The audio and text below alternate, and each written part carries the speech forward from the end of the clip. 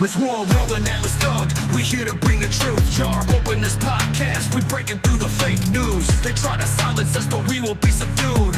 We're bearded alpha males here to save the youth. Spitting fire on the mic with the bass Christian takes. Exposing the lies, keeping the demons at bay. We ain't afraid to speak up. We won't be swayed. Jar open this podcast where the truth is laid. Jar openers, cracking open the lies. We're rolling Atlas up, we're here to rise. Bearded alpha males saving the youth from the godless demons, spreading the truth. We ain't playing games, we're on a mission to awaken the masses with our intuition.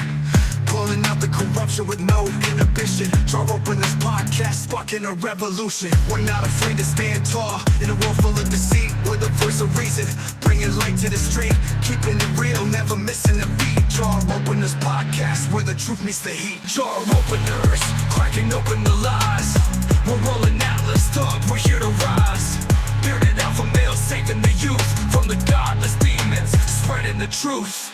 Jar open this podcast where the truth will never cease. Join us on the journey to bring back peace. We're rolling Atlas up, fearless in our release. Jar open this podcast where the lies will decrease. All right.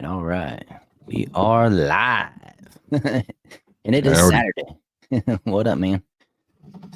Sorry about your Chargers, dude. I was rooting for you guys.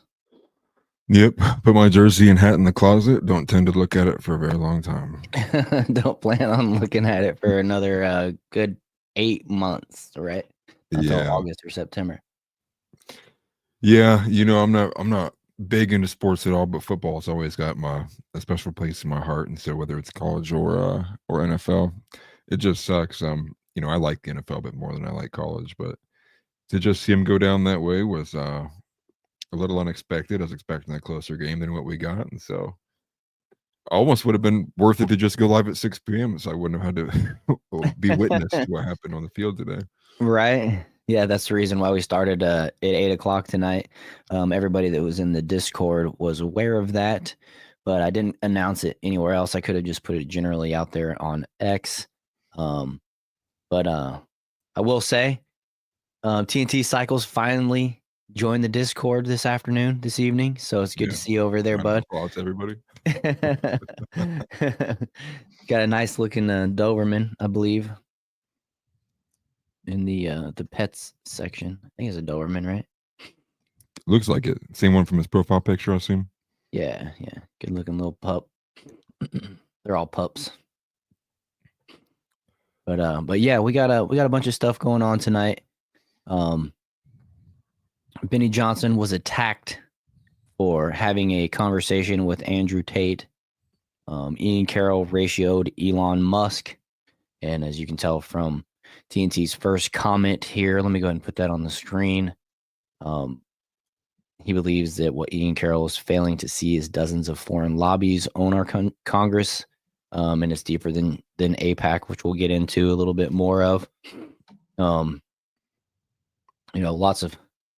Lots of things to talk about and discuss kind of when it comes to these foreign lobbies within our government and how deep their roots go and stuff like that. Candace Owens, how do you say her name? Mikhalia? Is it Mikhalia? Yeah, Mikhalia Peterson. Yeah, it's just spelled weird. Yeah, okay. Got into a little thing. I haven't actually seen that. I saw the video, but I never clicked on it. When it came out from Piers Morgan there, so we'll get into that a little bit. Zuckerberg went on Joe Rogan, and I actually I caught a good chunk of that last night. I think it was last night. I was trying to go to bed early, and I put it on, and then it kind of sucked me in.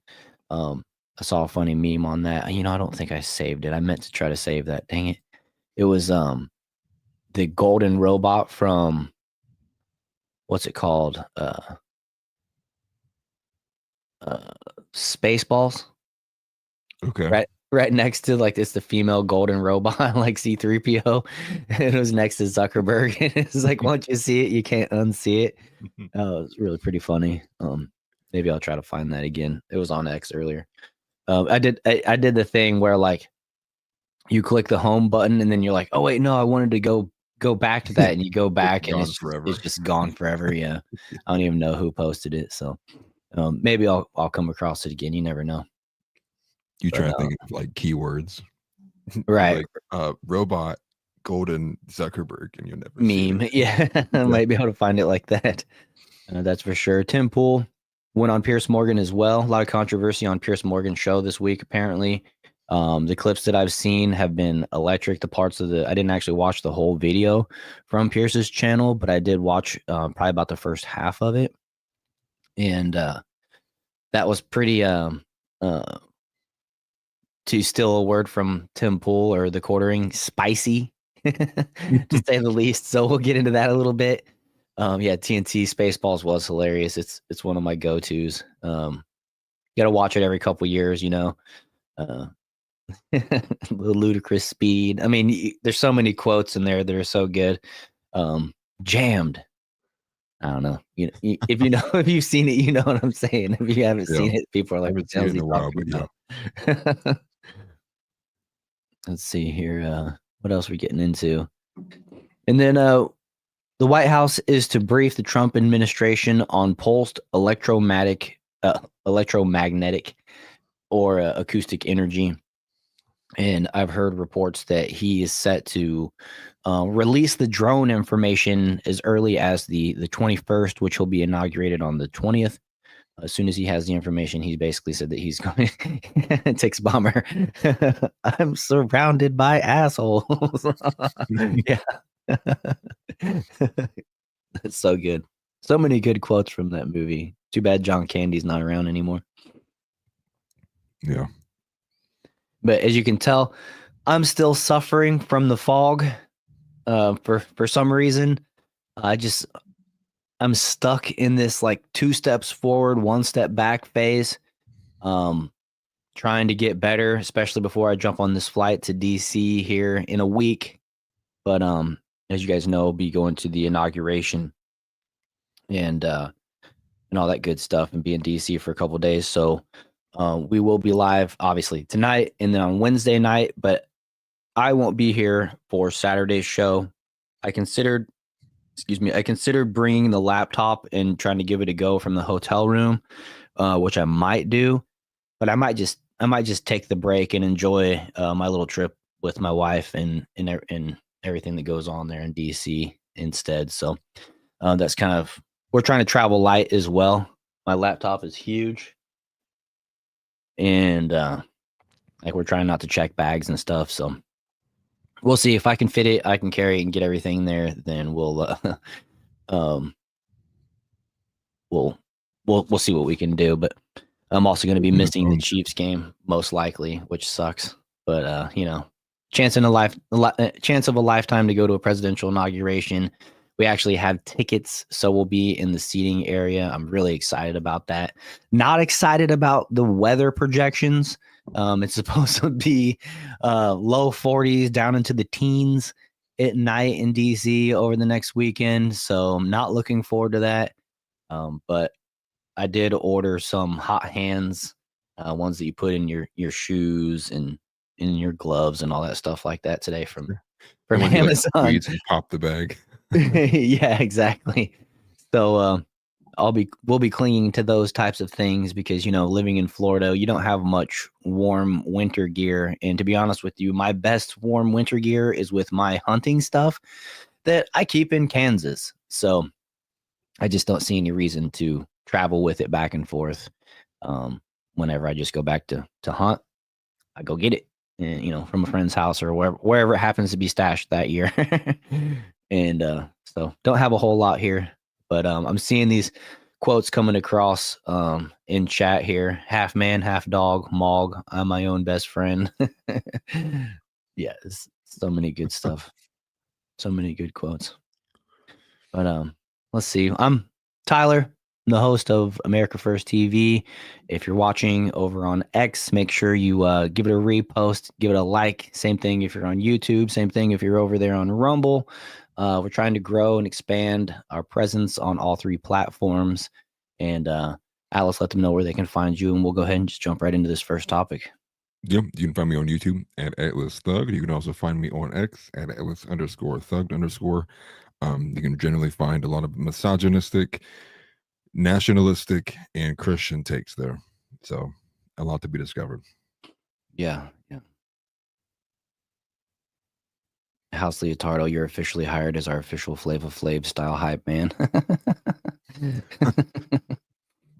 Yeah, to open the conversation, I would say I think there's a lot of people who are on this kind of shift here, where it does feel very kind of black pilled. Just seeing how some of the recent conversations have went, feeling like the back's been turned on.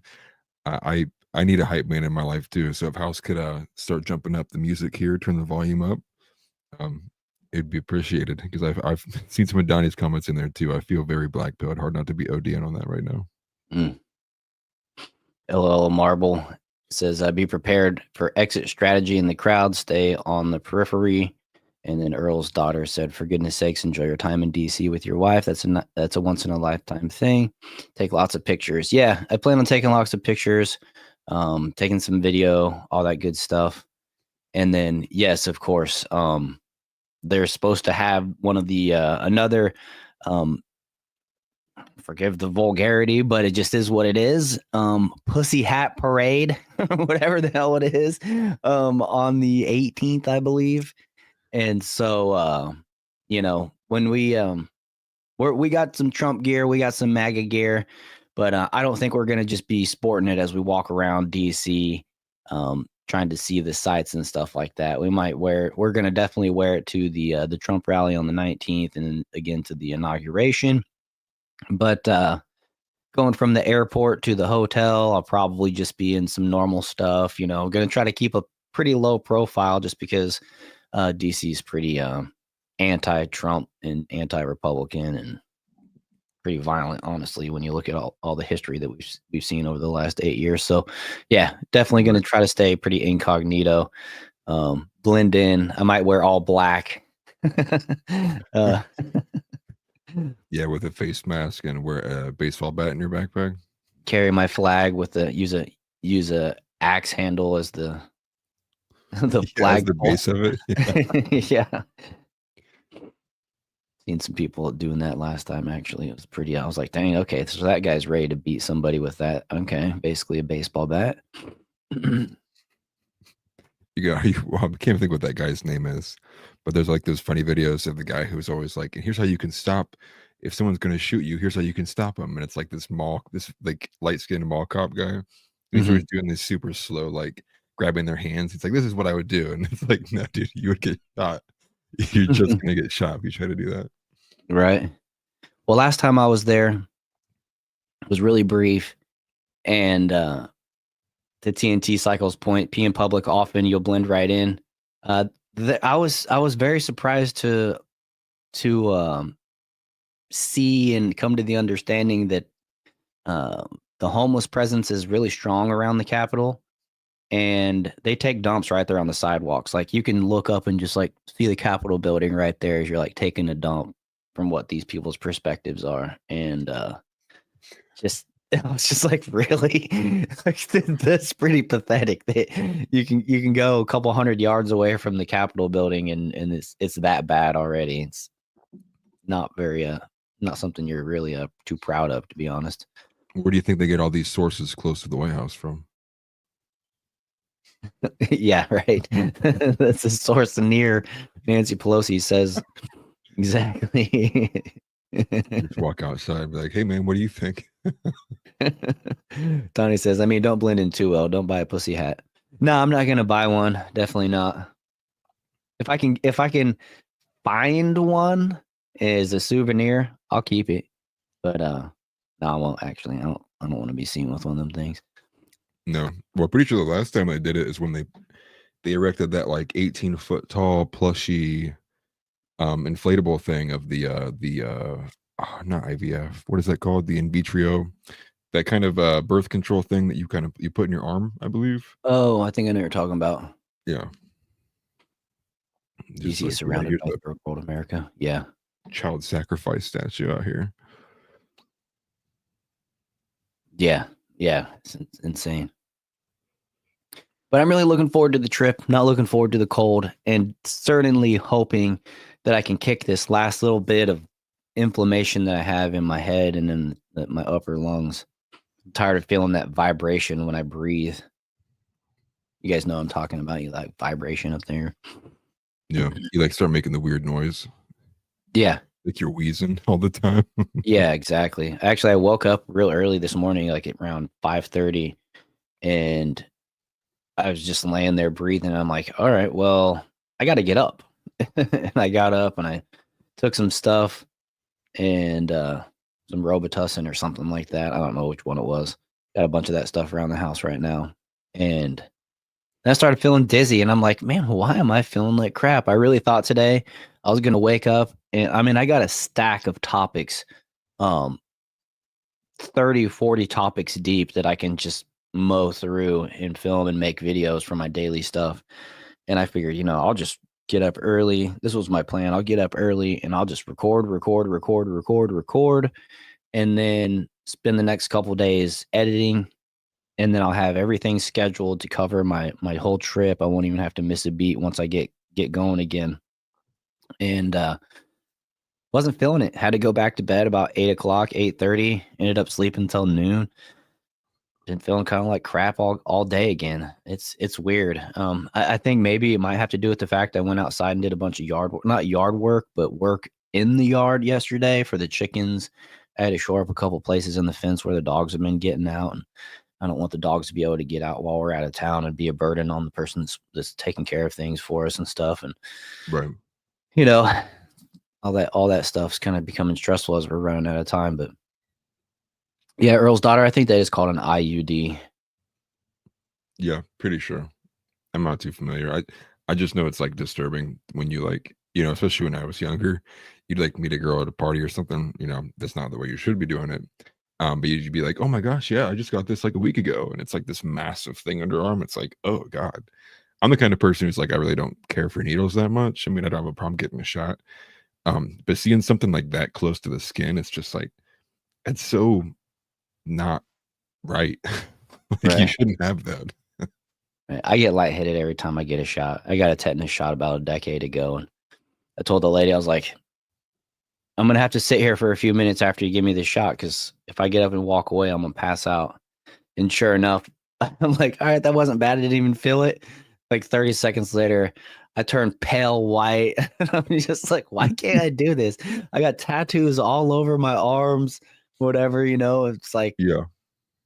what the hell's going on? Why can't I do it? But the same thing when I get tattooed, I always tell the tattooist that we're going to be able to go for a couple minutes.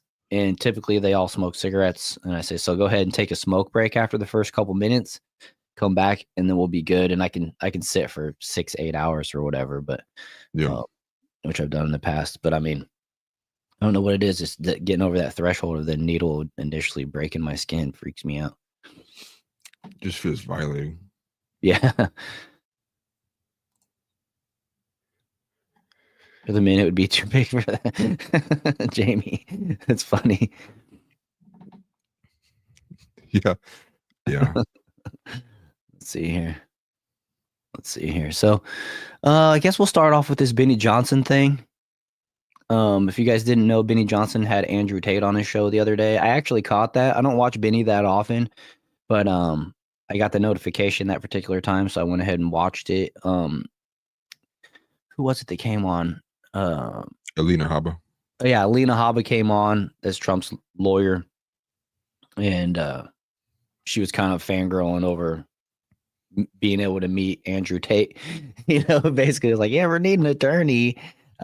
Hit me up in the United States. It was kind of funny, but let's see here. Let's start off with, I guess I gotta set it up to where I can show my screen. Yeah. Oh, I hit cancel instead of accept. Well, I mean, the reaction, while you're bringing it up, the overall reaction, really, what we got from it was all of the usual actors is probably the best way to say it. A lot of women just coming out and being overtly offended. They kind of moved the goalposts from like this guy's like, he trafficked, he did all this, right? And it's like, he definitely wasn't the most moral individual in a lot of his past actions, and I think anyone could call that out. But I think ever since he's kind of moved away from that and given his recent position, um, but they moved the goalpost, right? It was like, well, he did this illegal thing. Well, now it's Mhm. like, well, he's just a bad person, right? Mhm. So it's like, for any reason, they were attacking Benny Johnson. They're attacking him as a father, attacking him as a Christian, attacking him as a husband. Some of these posts that we're seeing were like, you know, I feel bad for your wife. What kind of man would talk to Andrew Tate? And it's like, dude, it's the same kind of like emotional like attachment to this. And it's like, you don't have to like the person. But what we're seeing now again is for the same kind of running thread of a lot of these so-called conservatives, mostly female conservatives, coming out here and saying and screaming at Benny Johnson for platforming somebody they don't like. Very, very similar to the reaction that we were seeing with Donald Trump in the early era, right? Which is like, he said, Right. grab him by the P word. Like, how dare you promote this man? Like, you need to like not have him on platforms. And I saw a great post from Jeff Younger. Um, and it really is like, it doesn't matter about like, especially in the terms of politics here. It really matters a lot less so about the person's like individual personal character. Same thing with Donald Trump. It matters that like at a pragmatic level, like, are they promoting and pushing for the right policies, or are they pushing and banging against the drum in the right direction? And so with Andrew Tate being a very vocal figure, especially in overseas, being against these like grooming gangs, being pro things like birth rate, overall being for good policies makes you a net good. And that was kind of Jeff Younger's take. I should have thrown that in the outline there. But that's overall like where I am too. And I'm just like disappointed that we're getting to this level of, why would you dare promote and platform somebody? And it's like, dude, Andrew Tate has millions of like followers. It's like, he doesn't need the promotion. Like, Benny Johnson wanted to have a discussion with him. And I thought it was a key point that they had Alina Habba on there, because the whole idea here is that Andrew Tate, as well as his brother Tristan, were victims of a very, very poorly done lawsuit, Yeah. lied about constantly, and obviously attacked for political reasons. And mainly the main political reason was because this is a very masculine energy figure in the space. Obviously, he's not the most moral figure. You know how many times I have to say that. But Right. ultimately, because he was like I'm tired pulling of men in like the right having direction. to preface it with that, to be honest with you, but it just is what it is. Right. Well, and then that's the way it is, right? You kind of have to like do all these constant disavows because people get super emotional Yeah. and have a harder time getting to like the meat of the matter. Um, but that's where it was, right? And so you even have a tweet like this, what's on screen, a few more from like Steven Crowder's ex-wife. You can find them all over X, although the it already happened, so it's been a little bit later on.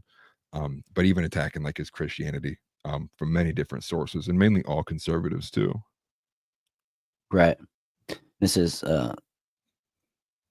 for the morons in the back. No one thinks Benny Johnson doesn't have the right to interview Andrew Tate. They just think Benny Johnson celebrating Andrew Tate's says an awful lot about Benny Johnson, which, when you're a guy, especially, I mean, especially like Benny Johnson, who's got what, like 2 million, 2 point something million probably subscribers.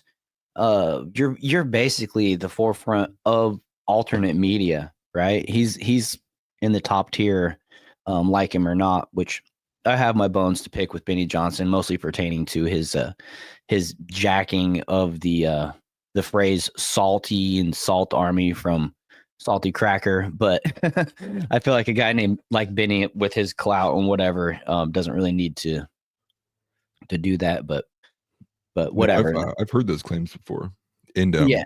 they've been dug up some early stuff from like January 6th from Benny Johnson, which I wasn't even aware of until I people were screaming about him, which was like, he would like, it's like immediately disavowing all the people in J6, which Hmm. I thought was a bit odd. But he was also saying like everybody involved with J6, like, this is a complete disavow. So he kind of had a pretty weak take on J6. But Hmm. again, it's kind of like the meant to soil and muddy the waters here. It's like, we're gonna throw garbage at Benny that's entirely unrelated with the discussion that's happening right now, because we Yeah. just want the overall emotional appeal of what's going on to be negative. It's just, again, it's Right. suppression in a form of like emotional manipulation. Right. But I guess what I was getting at was, once you're to the point where you're on Benny's level, you're going to talk to everybody. I mean, it's not even about what level he's at. I mean, I'd talk to everybody as well. You know, if Destiny wanted to come on my show and have a debate, it probably wouldn't be the prettiest because I don't talk 900 miles an hour, but I'd welcome the guy. You know what I mean? If Andrew Tate wanted to come on our show, we're going to have him on. You know what I'm saying? We're going to have a conversation. Doesn't mean we like the person. Doesn't mean we subscribe to all the person's beliefs, but we are alternate media.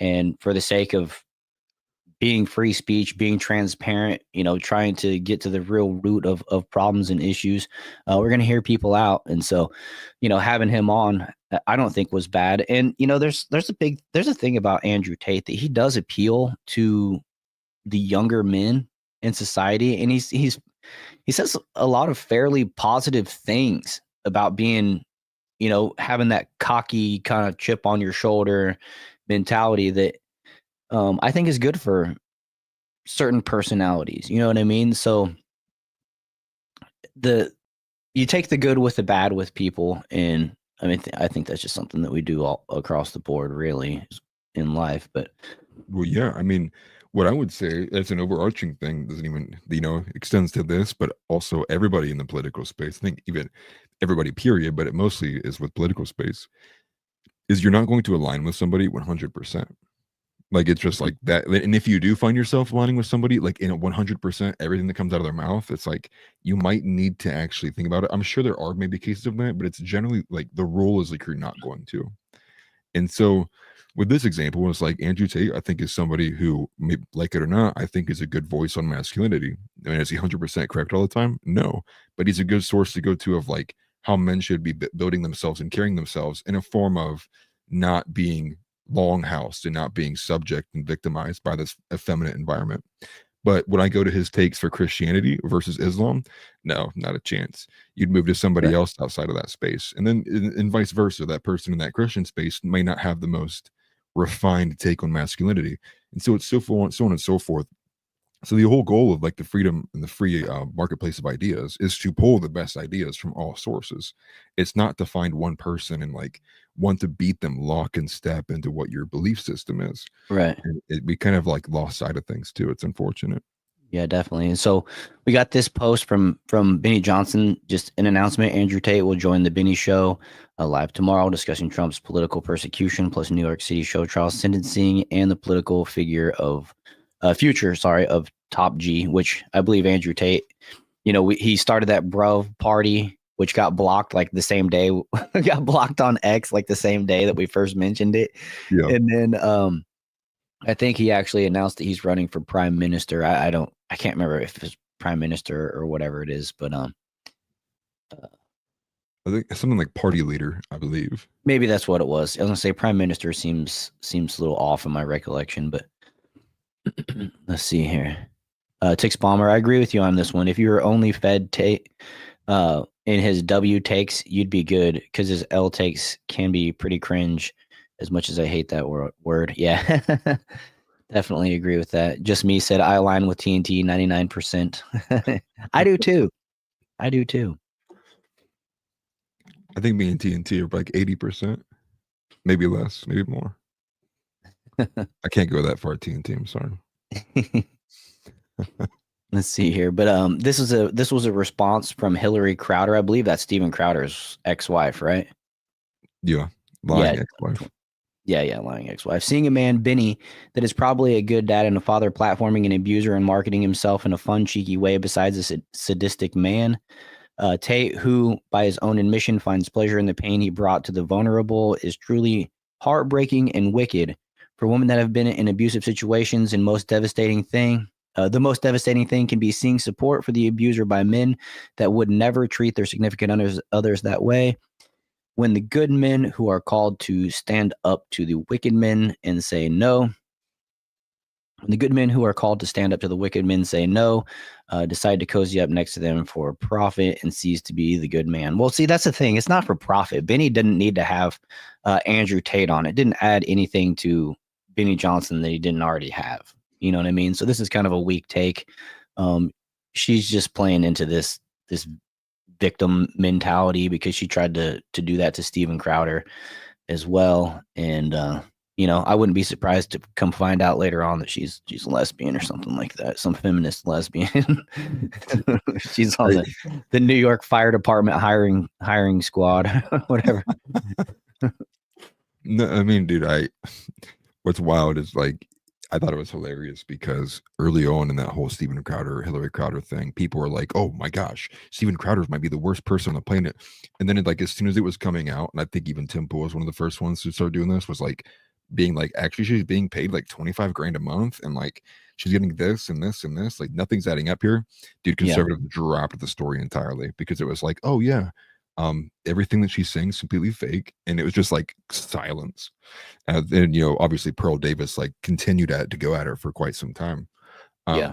But I mean, you can just the way that this kind of reads off too is it's like it's somehow like it's a sign that Benny might have some like bad emotional abuse like sides to him that he wants to take out. It's like what are we even talking about here? It's like how can you even have such an emotional reaction to seeing that a show you don't even have to watch? You don't have to click on it. Like it's not going to harm you. Just like don't look. It reminds me of the Tyler the Creator thing of like, how are you getting cyberbullied, dude? Like log off. Right. I just again, but it falls into this like the overarching thing, and I hate to say that multiple times, is this extreme grip that not only just femininity, but these feminist kind of subgroup in the conservative media space has on conservative politics, that I think we saw a lot of what we did because they know they have power. And if they kind of like unite and kind of all attack it at once, maybe we can get some kind of like statement out of here, get a disavowal from Benny Johnson. I'm glad because Benny Johnson didn't. I mean, he said something like he quoted a Bible verse and said, like, let who hasn't sinned throw the first stone. And then they even attacked him for that. There was even guys coming out who are pretty, I would call them male feminists. But it all falls under this kind of guise of like, you can't do anything unless you're prioritizing how women feel. Like that's like the number one thing. It's like as long as women feel okay about it, like you're all good, man. And if they don't feel good about it, it doesn't even matter. It's like you're just not allowed to do it. I just thought it was pretty aggressive too, especially because Benny Johnson's kind of like already overtly pretty, neutral. He's like a pretty safe person to go and listen to. He's never really going to stray that far from like, making any kind of outrageous takes. And so to see him, attack him for that, it's super unfortunate. And I thought it was funny that Alina Habba did come on and was like, she was kind of like starstruck by talking to him, and it's pretty funny interaction. Yeah, it was a good interaction too. I actually enjoyed the conversation that went on. There was nothing like super extreme or anything like that. I thought it was, fairly informative and entertaining, right? And that's the other part of it is entertain me. You know what I mean? It's not here just for the information. It's also here to be entertained. So even on that other note too, the interview happened from the fact of I think Andrew was sitting in his like new bruv office space, right? So this is somebody who is going to be like in the political sphere actually trying to run a campaign that aligns a lot of values with where we are here in America. It would obviously make sense that you would talk to this person and extend their voice too, especially on ideals that we align on. But again, it's a bad man. And here's an example too. You just put on screen. I feel sorry for Benny's wife and kids. What kind of father and husband platforms a known misogynist and predator like Tate? It's like, dude. And and what's the insane thing too, that kind of falls out of this as well, is especially from like the Christian faith aspect, is like this kind of rhetoric would lead you to believe that it's like, how dare a Christian be in the presence of a sinner? It's like, how dare you even like speak to a sinner? Like they're so dirty. Like, right. how dare you dirty your hands? It's like, that's how far removed we are from like even just like basic ideas, like even like basic expressions of like how we're supposed to interact with one another. Right. It's like you guys aren't aware. You so-called conservative Christian women, you're not aware of what Jesus' life was like at all. He built his group of disciples, of not all of them were like bad people or whatever, but he went to the riffraff. That's where he went. He gravitated towards the riffraff, like even what's her name, Mary. not the Virgin Mary, but she was a prostitute, right? Or yeah, she was a prostitute, I believe. I mean, You're thinking um, of not Mary the mother, Mary Magdalene and Magdalene, a yeah, few not others. not You're not also thinking of the lady at the well.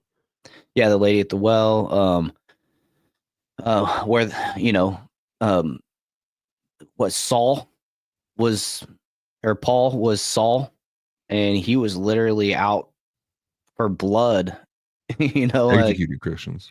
yeah, responsible for the execution of tens, if not hundreds, or even maybe thousands of Christians. Just so I mean, Jesus wasn't sitting there on his high horse, getting all of his information and surrounding himself with the Pharisees, the high religious people in the land. He was going to the riffraff and immersing himself in it. You know what I mean? He was touching the lepers that were unclean, that were the nobody in society would even be around them. Like that. That's who Jesus was. And so that's just to your point where it's like, oh, how dare Benny, a Christian father and husband, talk to Andrew Tate. You know what I mean? It's a dig on Andrew Tate. It's a dig on Benny Johnson, and it's a sign of their ignorance at the same time of the women who are saying this. You know what I mean? And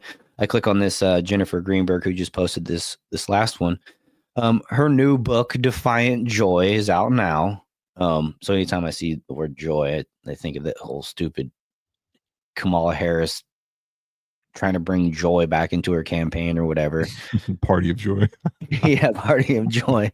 And then her debut book is Not Forsaken, a story of life after abuse. And so I don't know. I'm not trying to say that she's playing a victim, but she's definitely capitalizing off of her victimhood, the bad things that maybe happened to her in her life, apparently. And so we have sympathy and compassion on people who are true victims of crimes, but I don't know. It's just bad form here. It's bad form.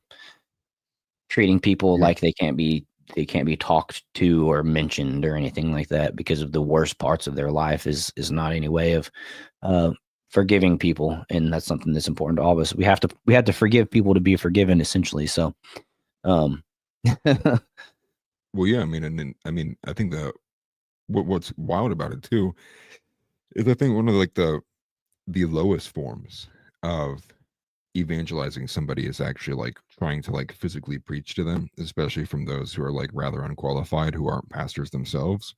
But better yet, the maybe the best form of proselytizing is just literally being an example. Like Mhm. whether you're like even without the word of mouth, but being an example when you're just around them and like being in the presence of being a stand-up father, being all the things that you're called to be. I think that's like the best way to actually evangelize people, because it will be a natural kind of feeling for those who have the guilt of mind aspect of like, I am a kind of a bad person, or I've done some bad things and I've not changed my ways. So they look to like gooder, like better examples, as long as they have a working mindset, looking to better examples to be like, I want to be more like this person. And then you can eventually reach that point in which they're like, how do you maintain this? Like, what's your rock? What keeps you like on this path? And then you have an opportunity to kind of like have that conversation. Um, but again, I just wasn't expecting this. I really wasn't. Right. I never expected this type of backlash after watching that interview. It's just a normal guest on any show. I mean, we have these crazy intolerant left whack jobs like Wajid Ali and Cenk Uygur and David Pacman and Destiny, after all the crap that he was saying about the people that were, the MAGA people that were at Trump's Butler, Pennsylvania rally, saying that he didn't feel bad for them. They got shot in the wake, in uh, the attempt where they actually hit Trump in the ear. Like these people are all over everything, but then Andrew Tate comes on and he's the worst guy ever. It's just like, no, everybody's platformed in one way or another, and we have these conversations. And if we don't have these conversations, it's like what TNT said earlier. We listen to these people. I can't remember. I have to scroll up pretty far to see it, but it was to the effect of, we got to have the conversations with these people to know what they're thinking. West Side Story voted for Thanos. It's funny. Why? Well, Damien H says that the culture war is over and that we won. I didn't realize that. So actually, we could go ahead and end the stream now.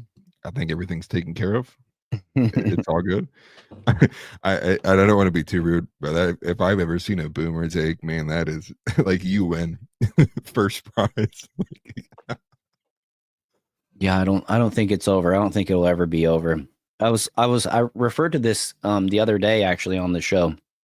I was watching this old TV show. My wife likes to watch old shows whenever she's sick or whatever, and it was called All in the Family with Archie Bunker, and I couldn't remember the name of it.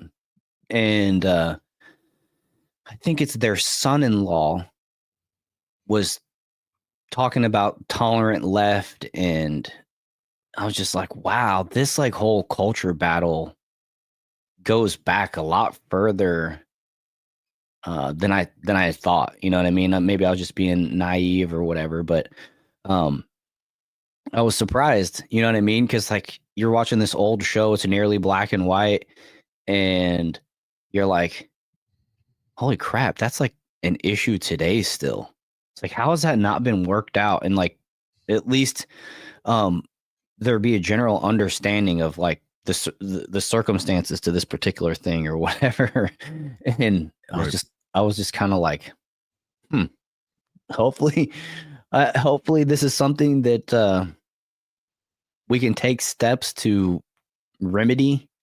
But the fact that it's been ingrained so long in our society by Hollywood culture and pushed on us by our leaders for so long, essentially the divisiveness between us as citizens, it's like Tom McDonald mentions all the time. They keep us busy fighting with each other. We're really all brothers, and we do have a common enemy, and it's not each other. It's them. You know what I mean? Is his name Meathead? I'm seeing Meathead in the comments here. I'm sorry, I don't really actually watch the show a whole lot. I just was catching it coming through, like coming through the room while she was watching it, and I can't. Rob Reiner the one who checked himself into a mental institution because Trump won? I don't know. Let me double check this. I'm pretty sure he did. What did POS he turned into? Meathead is a very successful Hollywood director. Okay, interesting. Yeah, it's the guy. He self-admitted into a mental institution after Trump won. Oh crap! House Leotardo said they're pushing the same Frankfurt School talking points they were in the 1920s Germany. Just me said yes. Michael, aka Meathead actor Rob Reiner. Okay, so yeah, you guys know better than me. The details, but I was just kind of taken aback by the issues that were at hand and being discussed and the perspectives and stuff like that. I was just like, wow, I didn't realize, you know what I mean? I don't know why. Well, I mean, part of the issue is the fact that the right wing never plays the long game. I don't know for what reason that is. I mean, I have my ideas and thoughts about it. I think ultimately somewhere along the lines, whether, I would imagine around, with the post-war consensus, we actually had a kind of like a death of the right wing. I think ultimately libertarianism kind of replaced that. We saw a little bit of it with like the Tea Party that existed for a short period of time, leading up to Obama's presidency.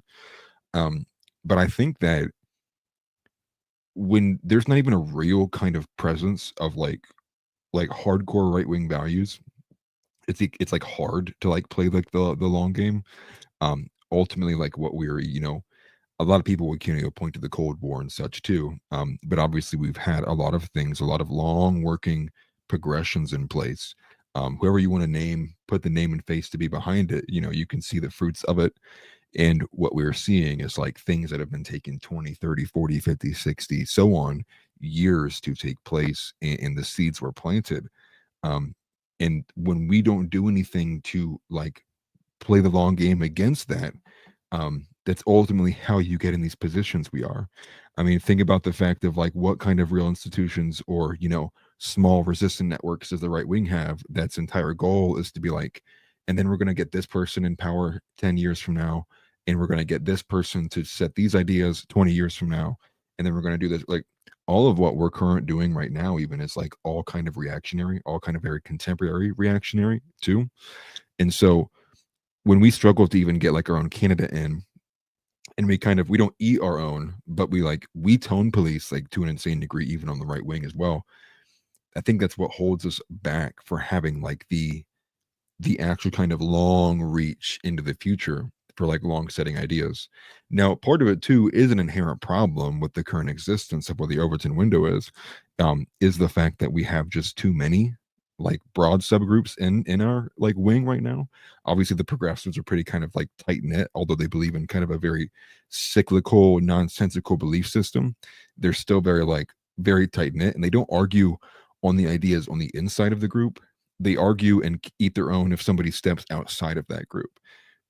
Where we are like a bunch of like smaller sects of like right-leaning libertarians, Right. former liberals, neocons, Zio boomers, the Christian nationalists. So there's all these different subgroups that we have. We unite with like pragmatic senses, but that only works like in short term, and it only ever will work in short term. And then there'll be another 4 years of like trying to battle amongst the groups to like make power, and then playing the game all over again. Where the Right. left is like they can just 70 years downhill.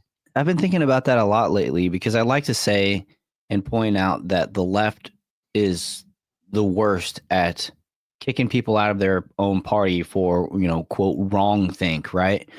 But we do have a lot of infighting, as you call it, on the right. But it seems like the right never really like goes to the extremes that the left does. We do have like a bit of reshuffling at times, and I think people might leave the right more so than people voluntarily leave the left. I don't know. Like I've just been thinking about it lately, and I don't know. It's like I'm realizing more and more lately that people, that the right and the left aren't so as different as I thought they were. As far as like, 'cause I generally see like the Trump rallies, people on the right at a MAGA rally. Somebody on the left comes over and they're like, "Hey, let's have the conversation." You know what I mean? But when it comes to a MAGA going to an Antifa rally, they're going to get a bottle of piss thrown at them or something like that. You know what I mean? They're going to fight. Mm-hmm. They're not really going to be any understanding or acceptance. With that like in mind, I generally think that the right is more accepting and tolerant. But we do have these infights. We see it with Candace Owens and others at times. We see it just pretty regularly, even like what we're kind of even talking about here. But I think it's not as extreme because the right doesn't necessarily kick people out. I think it's just about trying to come to an understanding, and then the battle that goes on, like still from the right perspective, rather than like, "All right, fuck you, you're out of here. I don't ever want to talk to you again." Yeah. But I don't know. I just been thinking about that a lot lately, how that kind of goes. CB said this nice guy nationalism is the only way forward. I don't know what that means. What do you think? Yeah, I really I don't know. To be honest with you, I hope. And nice guy nationalism just makes me think of the current platform we kind of have, but I don't even think we have nationalism anymore. I think again that falls still under the umbrella of like with the PWC, which is nationalism is like a dead idea. Or rather they've tried to kill it. I think some people are trying to rekindle that fire. Mm-hmm. But it's the same kind of reason of why we're seeing such a toxic discussion around H1B. It's the same reason why you had, Mikhalia Peterson and Candace Owens go at each other over it. Mm-hmm. And it's kind of the same thing I'll point out, which is, I don't understand why it's so easy for, conservative groups to sit there and look at the UK and what's happening, with Tommy Robinson. I won't put my full support behind Tommy Robinson, but to see with the grooming gangs and such, Right. and they look at the per capita statistics, and everyone here in our conservative group is like, these people need to get out of the country. Like, what is going on? Like, this is awful. And then when it comes to us, though, these safe conservative groups will be like, well, as long as it's legal, and they kind of find all these caveats to like not. And so for some reason, when nationalism applies to like our own people, it's like we have to like shy away from it and like talk about it in like such a safe sense. We're ultimately, I think that most people, I think most of the mega base is like, there was too much immigration. Everyone's felt the reality of it. I think most people kind of even walk around outside. It's like this wasn't like this 10 years ago. So it's been like this Yeah. 5 years ago. You can see it, you can tell, you can hear the languages that are being spoken that you can't understand. You can see who's being employed at your Steak and Shake. You can see who's being employed at your local McDonald's. And you're like, it's just not what it was. You can tell there's a clear ethnic change that's been occurring. But then again, I always give the props when people call it out, whether it's whether it's for a good sense or otherwise. But I do think nationalism is currently on its way out, and I don't think unless people begin to really make their voices heard and push back against this kind of like neocon group, this takeover from people who kind of parrot Mikhalia Peterson and her ideas, which is anything outside of that is just racism. Um, it will begin to dominate, and I think that will be true too, especially if Trump doesn't pull away from these kind of ideas. I mean, this goes to the Greenland and Canada annexation. Now, I see on paper the benefit of making sure we claim the Northern Passage, not if, but when the ice melts, and having that kind of dominant feature there. But I think ultimately what you would do is then you bring in, I mean, Canada's like what, 30 million people? Don't have the numbers in front of me. But you bring in a lot of people who literally aren't American. They're not blood and soil Americans, but then they will be Americans moving forward.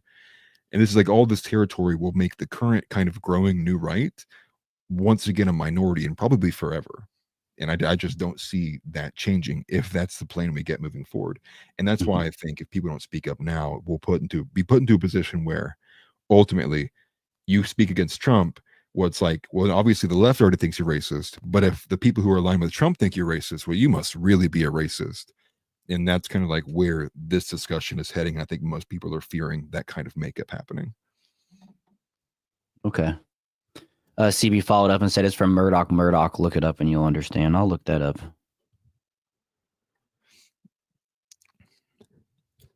I'm making a note there. And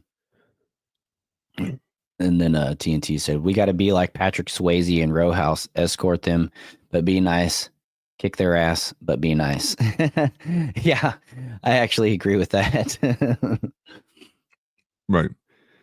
Well, I mean, and I think really people, I mean, we need to kind of shore up the idea of like, what does it mean to be an American? To me personally, I think to be an American means a whole lot more than just holding a card that says I'm a citizen here of the United States. I think there's a lot more that goes into that. I think there's a lot more of history that goes into that. I think there's a lot more of actual like formative portions that go into that. I think there's genetics even play a role into that. I think there's a lot that goes into that idea. So to kind of water it down to just the fact of like you pass a civics test and now you hold this card as a citizen of the ID. You've been here for 8 years and you just had children born here and they're just as American as me or my family who's been here for generations. These are ideas that we have to tangle with. Otherwise, like it will begin to get to a point where it's like it's just too late. You can't annex a whole entire like 2 other countries that have been their own countries for the last however many decades, centuries, right? And then expect to be able to have any kind of like real pull. And it obviously implies the government getting bigger. I mean, with all that territory in mass too, like that obviously is going to change a lot of things. I mean, maybe the Louisiana Purchase 2.0. So people got to make their voices heard now, or otherwise, like prepare to get drowned out. Well, I did hear the leader of Greenland or whatever it is was willing to entertain the idea and have the conversation with Trump. I did see that. Yeah, there seems to be a difference in Greenland with like 2 different parties. It just depends on who you're having listened to. I think ultimately the fear is if they do claim independence, they will lack the kind of military capabilities to kind of defend themselves without having the assistance from, I believe, Denmark. Yeah, Denmark currently. So, and Greenland would be one I'd be more willing to kind of even give credence or credibility to the idea, just given their current makeup and being like a very conservative country, as is a very Christian country. They're probably even more Christian than what we are here in the United States, as fortunate as that is to say. But Canada's a whole different story. And then, you even think about what you take in outside of even just like a pragmatic sense of like land and people. You're talking about importing systems. And we talked about that like either last show or 2 shows ago, like with the healthcare system. What does that kind of strain do when you already have an entire, like this whole country is on a state healthcare system, or most of them are. I mean, I'm sure there's some people who aren't. So how does that work then? Um, what laws then take priority? Will there be some kind of like set walk away period where people get 5 years to get their own private insurance and then they'll be out completely? They'll be on the American system. There's just all of this, I think, though, still obfuscates the whole idea of like the American people have been getting like choked out and like unheard and trampled on. I mean, I saw a video of North Carolina from Hurricane Helene like a couple days ago. The area is completely destroyed. People having to pay back their $750 FEMA loans. What even happened with the story of like the fact that FEMA discriminated against people who had Trump signs? There's just it's like to me it's like with the words of Jordan Peterson, like you have to clean your own room. Like we have to clean up what's going on right now before taking on more or expect us to become an American empire and just like crumble the same way Rome did. And I just see that on the horizon if we don't change course. Right. It's kind of conquering without sending out the armies. But just to touch on it, Greenland's leader, Mute, I don't know, Igeti, Mute Igeti said he's prepared to enter into negotiations with President-elect Donald Trump about the future of the mineral-rich Arctic territory, but warned his people had no interest in becoming Americans. So, without getting too much into it, I did notice that they're willing to at least have the conversation of some sorts. But as we've mentioned before, we don't care about Greenland. We don't care about Canada as far as making them states. We want deportations. We want strong borders. We want Social Security to be shored up. Things that prioritize natural born American citizens, legal American citizens' lives, like the see it be prioritized by our elected leaders. And that to come first. Right. And so we did have this other little comment here going back to the Benny thing, but I think we kind of covered that, and this is just another one trying to pile on. What's this little clip here? Let's play this real fast. It's a disgrace what they're doing. Obviously I don't know the facts of your case, but I know that it probably wouldn't be happening if you were not yourself. And that's very similar to my client. And just okay. Yeah, she's talking about Donald Trump when she says my client. Okay. I was just curious what that little segment was. But let's move over to the I don't want to bury the lead too far. So let's move into this Tim Pool Piers Morgan thing, because this is like, it's pretty crazy. If you guys are familiar, Serge, the producer over at Timcast IRL, he kind of, I think he was going down the rabbit hole of information on this the other night. And I actually got into a little tweet, like we're back and forth or whatever. He retweeted something that I said. I basically said, I think Britain's leadership is on the Epstein list. And we got some laughs out of that or whatever, but he ended up following me, so that was kind of cool. But anyways, we got this. This is a clip from the Piers Morgan show, and parental advisory on this one, just because it ain't family friendly. Yeah, like for real. But it has to be said, right? And this is from a YouTube channel, so I'm not worried about rebroadcasting it or whatever. But I mean, this is or at least a portion of it is the harsh reality of what's kind of been going on over there. And if you've heard much of the Tommy Robinson scenario, Piers Morgan, just a little preface. Piers Piers Morgan thinks Tommy Robinson is one of the worst guys on earth, apparently. And I have to say that I agree with Tim Pool on this, which is I'm ignorant when it comes to knowing the ins and outs of Tommy Robinson's history, his past. But from what I see, from what's most readily available in the public that's at the forefront, I disagree with Piers Morgan's take. I don't know exactly what this clip starts with, but I know it's going to cover the most important stuff. So do you have anything you wanted to say before we get into this?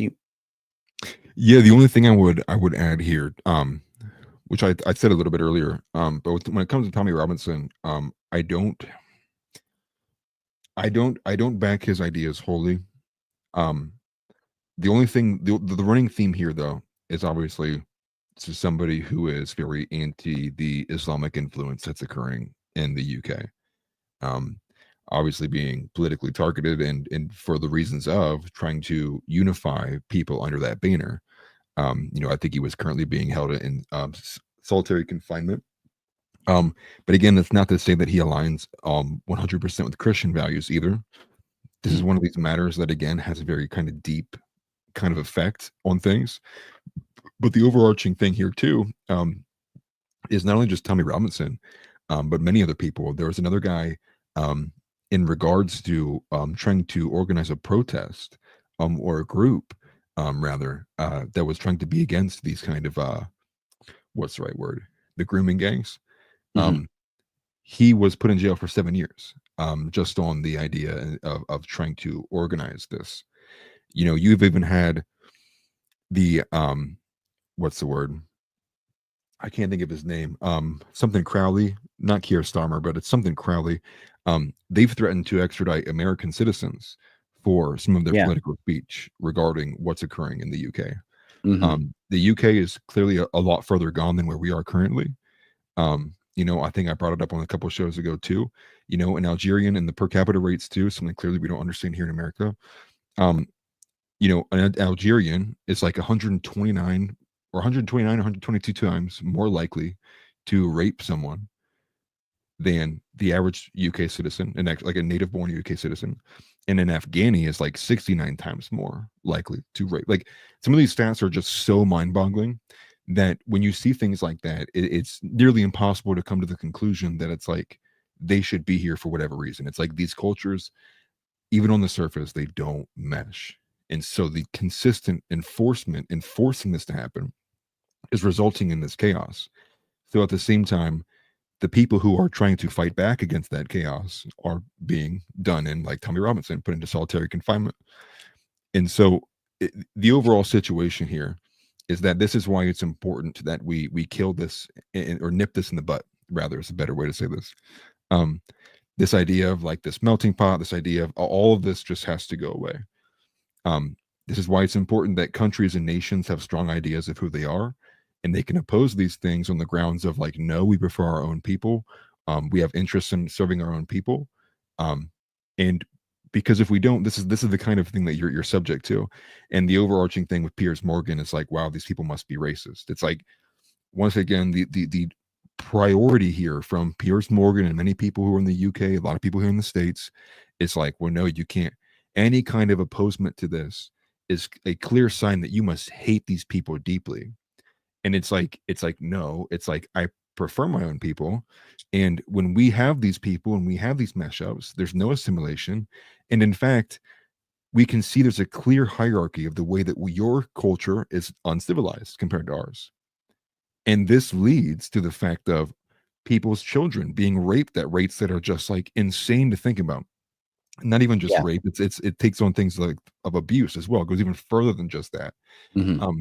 And so we're seeing it in smaller bits here in America. We're down this path if we don't begin to kind of do these mass deportations. Legal don't matter, get them out of here. But the UK is in its current situation right now where it's like it's going on so far that really the only people who are really allowed to speak about it as openly as it needs to be is here in America. And so that's why you kind of see the discussion happening on this level here. Right. Right. Before we play this, I wanted to mention I see this comment over here from Lindy Rigg on Rumble. Hey, it's nice to see you. First of all, it's been like a year since we first talked about maybe doing a collab. And if you're still around, join the Discord. We can get together. Lindy Rigg actually has a channel over on Rumble, and yeah, join the Discord. We can talk easier. We used to.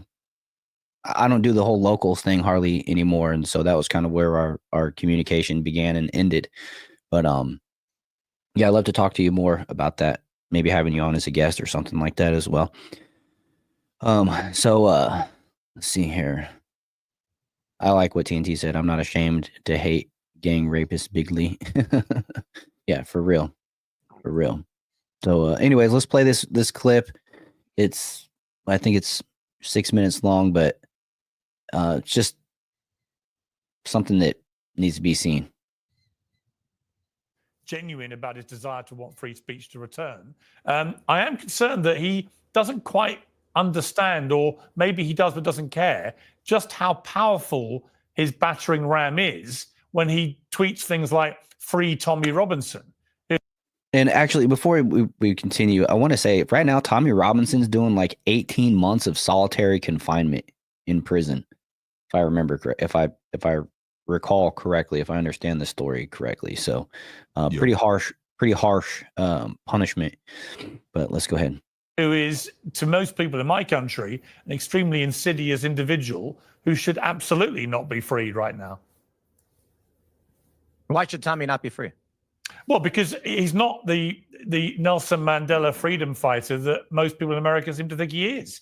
He's a convicted football hooligan who beat up a policeman and got convicted of that. He was convicted of passport fraud, trying to get into America, convicted of mortgage fraud, convicted of 2 contempt. Convicted of passport fraud trying to get into America. That's such a thing right now? I didn't know that there was such thing as like anybody having an issue getting into America, I guess. Well, I know I'll say the easy thing, which is like it clearly only matters if you're white that they're going to really even care to double check. And I will say there's a big idea of obviously the great replacement, right? The replacement theory. And I think no matter how you look at it, whether you think it is a planned thing or whether it's not, I think that's the theory, right? The theory is that this is like there's a planned, coordinated effort of this to be occurring from elitists and globalists. Whether you believe there to be an actual kind of influence forcing it or not, the reality is that it's actually happening. And so as it sits right now with white people being the global minority, if this pace continues, we will be extinct. We will be wiped out at this current rate. And so I think a lot of people who oppose this, even if they don't oppose it because they believe full on with like this kind of like anti-Islam, they take the Zionist route of Tommy Robinson. Mm-hmm. They oppose it completely full out of the idea of if we don't make a stand now, like we will then become like a very perpetual minority and it'll be almost impossible to climb back out of. It's kind of the same ideas that you see from people, a lot of band men who I won't mention because YouTube will get angry, of more so the idea of you don't do it now. The ultimate reality is you get wiped out. It's the same idea of like, I would never go to China. And even if I lived there for 10 years and became a Chinese citizen, would I ever be like, I'm Chinese? Like, it's just like, that's just not the idea. It's just not a reality. But for some reason, these rules apply to us. And it's like, you can come from Uganda, you could come from, Pakistan, you could come from all these other places, and you're just as American as me. And it's like, I'm sorry, like that's not the case. And people may think otherwise, but like I will hold true. It's one of my deepest beliefs is like, that is not the case at all. And if we don't stop it, it's like, it will go to the point where we're just gone. We're wiped out and nobody will look like the founding fathers in a few hundred years.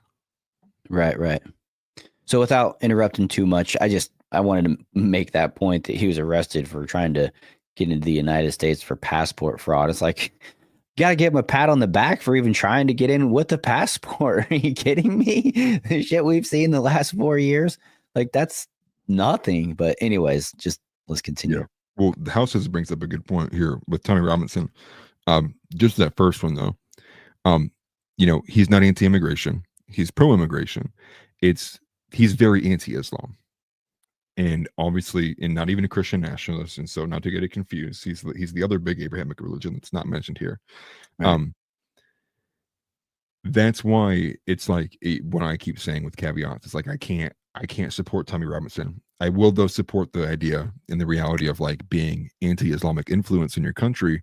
And so I think that's where, and I think it's an easy hold for people to have, because I think again the sentiment carries into like we might be going to war with Iran. It seems to be a very common like recurrence of sentiment, the building up of ideas, which is again, it's just crazy to me that this, 5 years ago, you knew you can't say anything about anybody, but now when it seems to be very convenient that we would need to go to war with the country that's primarily Islamic, now all these influencers come out and they're like, yeah, actually, like we need to get out of Islam. These people aren't compatible with our religion, and it's like they never have been. So like, where were you the last like however long that this was going on? And here now it's coming out and it's convenient because the possibility of like going to war with these people is there. So the safe zone of being able to say this has increased because the sentiment of getting American people and others and other individuals to be, yeah, we do hate those people who live in the sand. Like, yeah. And it's like, it becomes much easier to then make military action against those people too. Yeah. Let's see. Oh, did that disappear? Oh no, there it is. Donnie said, use his real name, damn it. Stephen Christopher Yaxley Lennon. I don't, people know him as Tommy Robinson, so I mean, I guess that's what I'll call him too. I don't like, and I'm right there with you. I don't know anything about this dude, and Tim Point I think is going to make Tim Pool is going to make the point here in a minute. That is basically what I align with. And I'll point it out when he does. Hopefully he does, but yeah, well, I would have looked into Tommy Robinson more. And I guess, yeah, Stephen Christopher Yaxley Lennon. I don't know much about him. The only thing I've even actually really heard or listened to of Tommy was when Milo debated him on his whole shtick of what's going on. And that's where I think we got a lot of funny things from Milo, because I definitely would take Milo over Tommy. Which was that funny clip come out of like, like, yeah, I would, it's funny that, everyone else can have an ethno state but us, and kind of like pointing to America. And I think a lot of good clips came from that too. You saw that kind of debate there. So that's where I got my first taste of who Tommy or Stephen Christopher, whoever you want to call him, is. So then I was like, okay, I don't want to hear any more from this guy. I already know where he's coming from. So I kind of wrote him off. Right. I've written him off too. I've written him off too. The only reason why I'm even bothering talking about him is because of this story. And the story isn't really about Tommy Robinson or whatever his name is. It's about what the leadership over in Britain or Europe or the UK or whatever it is. I don't even know like how high it goes and how widespread it is, but it's really bad. The depth of what they've gone through, basically, in my opinion, to make their mass illegal immigration, their mass immigration policies look better, because of the things that they hid in the process, right? They were aware of these horrific events going on and they hid them from the world so that they could look better and have a better leg to stand on whenever they defend their immigration policies, right? Because we've watched over the past, I don't know, I would say all the way back to Obama's days of mass immigration into Europe from, Middle Eastern-ish type countries, right? Nobody trying to become a part of the local cultures, everyone bringing their military age men and their violence and their culture with them, and not conforming. So, it's way worse than what they want you to believe it is. So anyways, let's play more of this video. Convicted of passport fraud, trying to get into America, convicted of mortgage fraud, convicted of 2 contempts of court where he nearly wrecked trials involving the rape gang suspects when they were on trial, nearly literally avoiding justice for the girls in those cases. He's now in prison, nothing to do with the rape gang scandal, but entirely to do with his defamatory conduct towards a 15-year-old Syrian refugee boy, who he first of all defamed, trying to make him the villain of a video where he'd been bullied. This ended up with the Syrian refugee boy suing him, winning £100,000 in damages, nearly £1 million in costs, and the judge telling Robinson, do not repeat these lies. And then he repeats all the lies in a movie that he produces as a so-called journalist, and he goes to prison for contempt of court, which he knows he's committing. So on every level, you can agree with his message about the rape gang scandal, where he's been right, like a lot of people, but you can also think he's about the most despicable messenger imaginable. So Other we than don't that, believe Mrs. you. Lincoln, how was the play? This is the challenge. Right. We don't believe you because for You decades. don't believe me? What have I said that's wrong? They're was wrong? facts. Let me They're explain why. facts, Let me Piers. It's a explain why. Hang on, Tim, just to be clear, which sure. part of Yeah, which right, part of so my let me rant, explain why- which let- part of I'll- my I'll rant is explain why- untrue? So let me explain, not that I said you were wrong, but why we don't believe you. Because Well, how long facts. has been going on in the UK? These grooming gangs were being covered up. As the Telegraph reported, it was covered up to present the image of successful multiculturalism, where fathers were being threatened with arrest. true. Then you come to me and you say all these things about Tommy Robinson. And I tell you this, maybe you're right. I have no idea. I'm not from the UK. I'm seeing this story that's been bubbling up for some time now about how your country allowed little girls to have their bodies to be, I can't even describe the things that came out in those transcripts. despicable, because yeah. even though we're uncensored. No, despicable is an understatement. It was torturous. I agree atrocities with you. covered for government. So when I see Elon say something like, this country is the government of this, covering this up, the police covering this up. He's right. I'm sorry. And right. So when I see Tommy Robinson in the United States, and again, I'm not telling you you're wrong. I'm saying we don't believe that the attacks against Tommy are all entirely based on he's a bad guy who did bad things. You may be right. I don't know. I'm not from your country. What I see is your country covered this up. The things that were done to these little girls, I'm going to say it.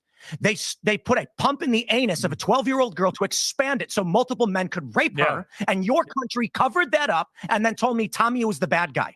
And so I'm just like, look, man, I don't know. But when I heard that, I said the U.S. should be sanctioning the U.K. or doing whatever they can to remove all of those from power. I think they deserve prison for covering this up. Yeah, but I think if you don't mind me saying, you'll conflict.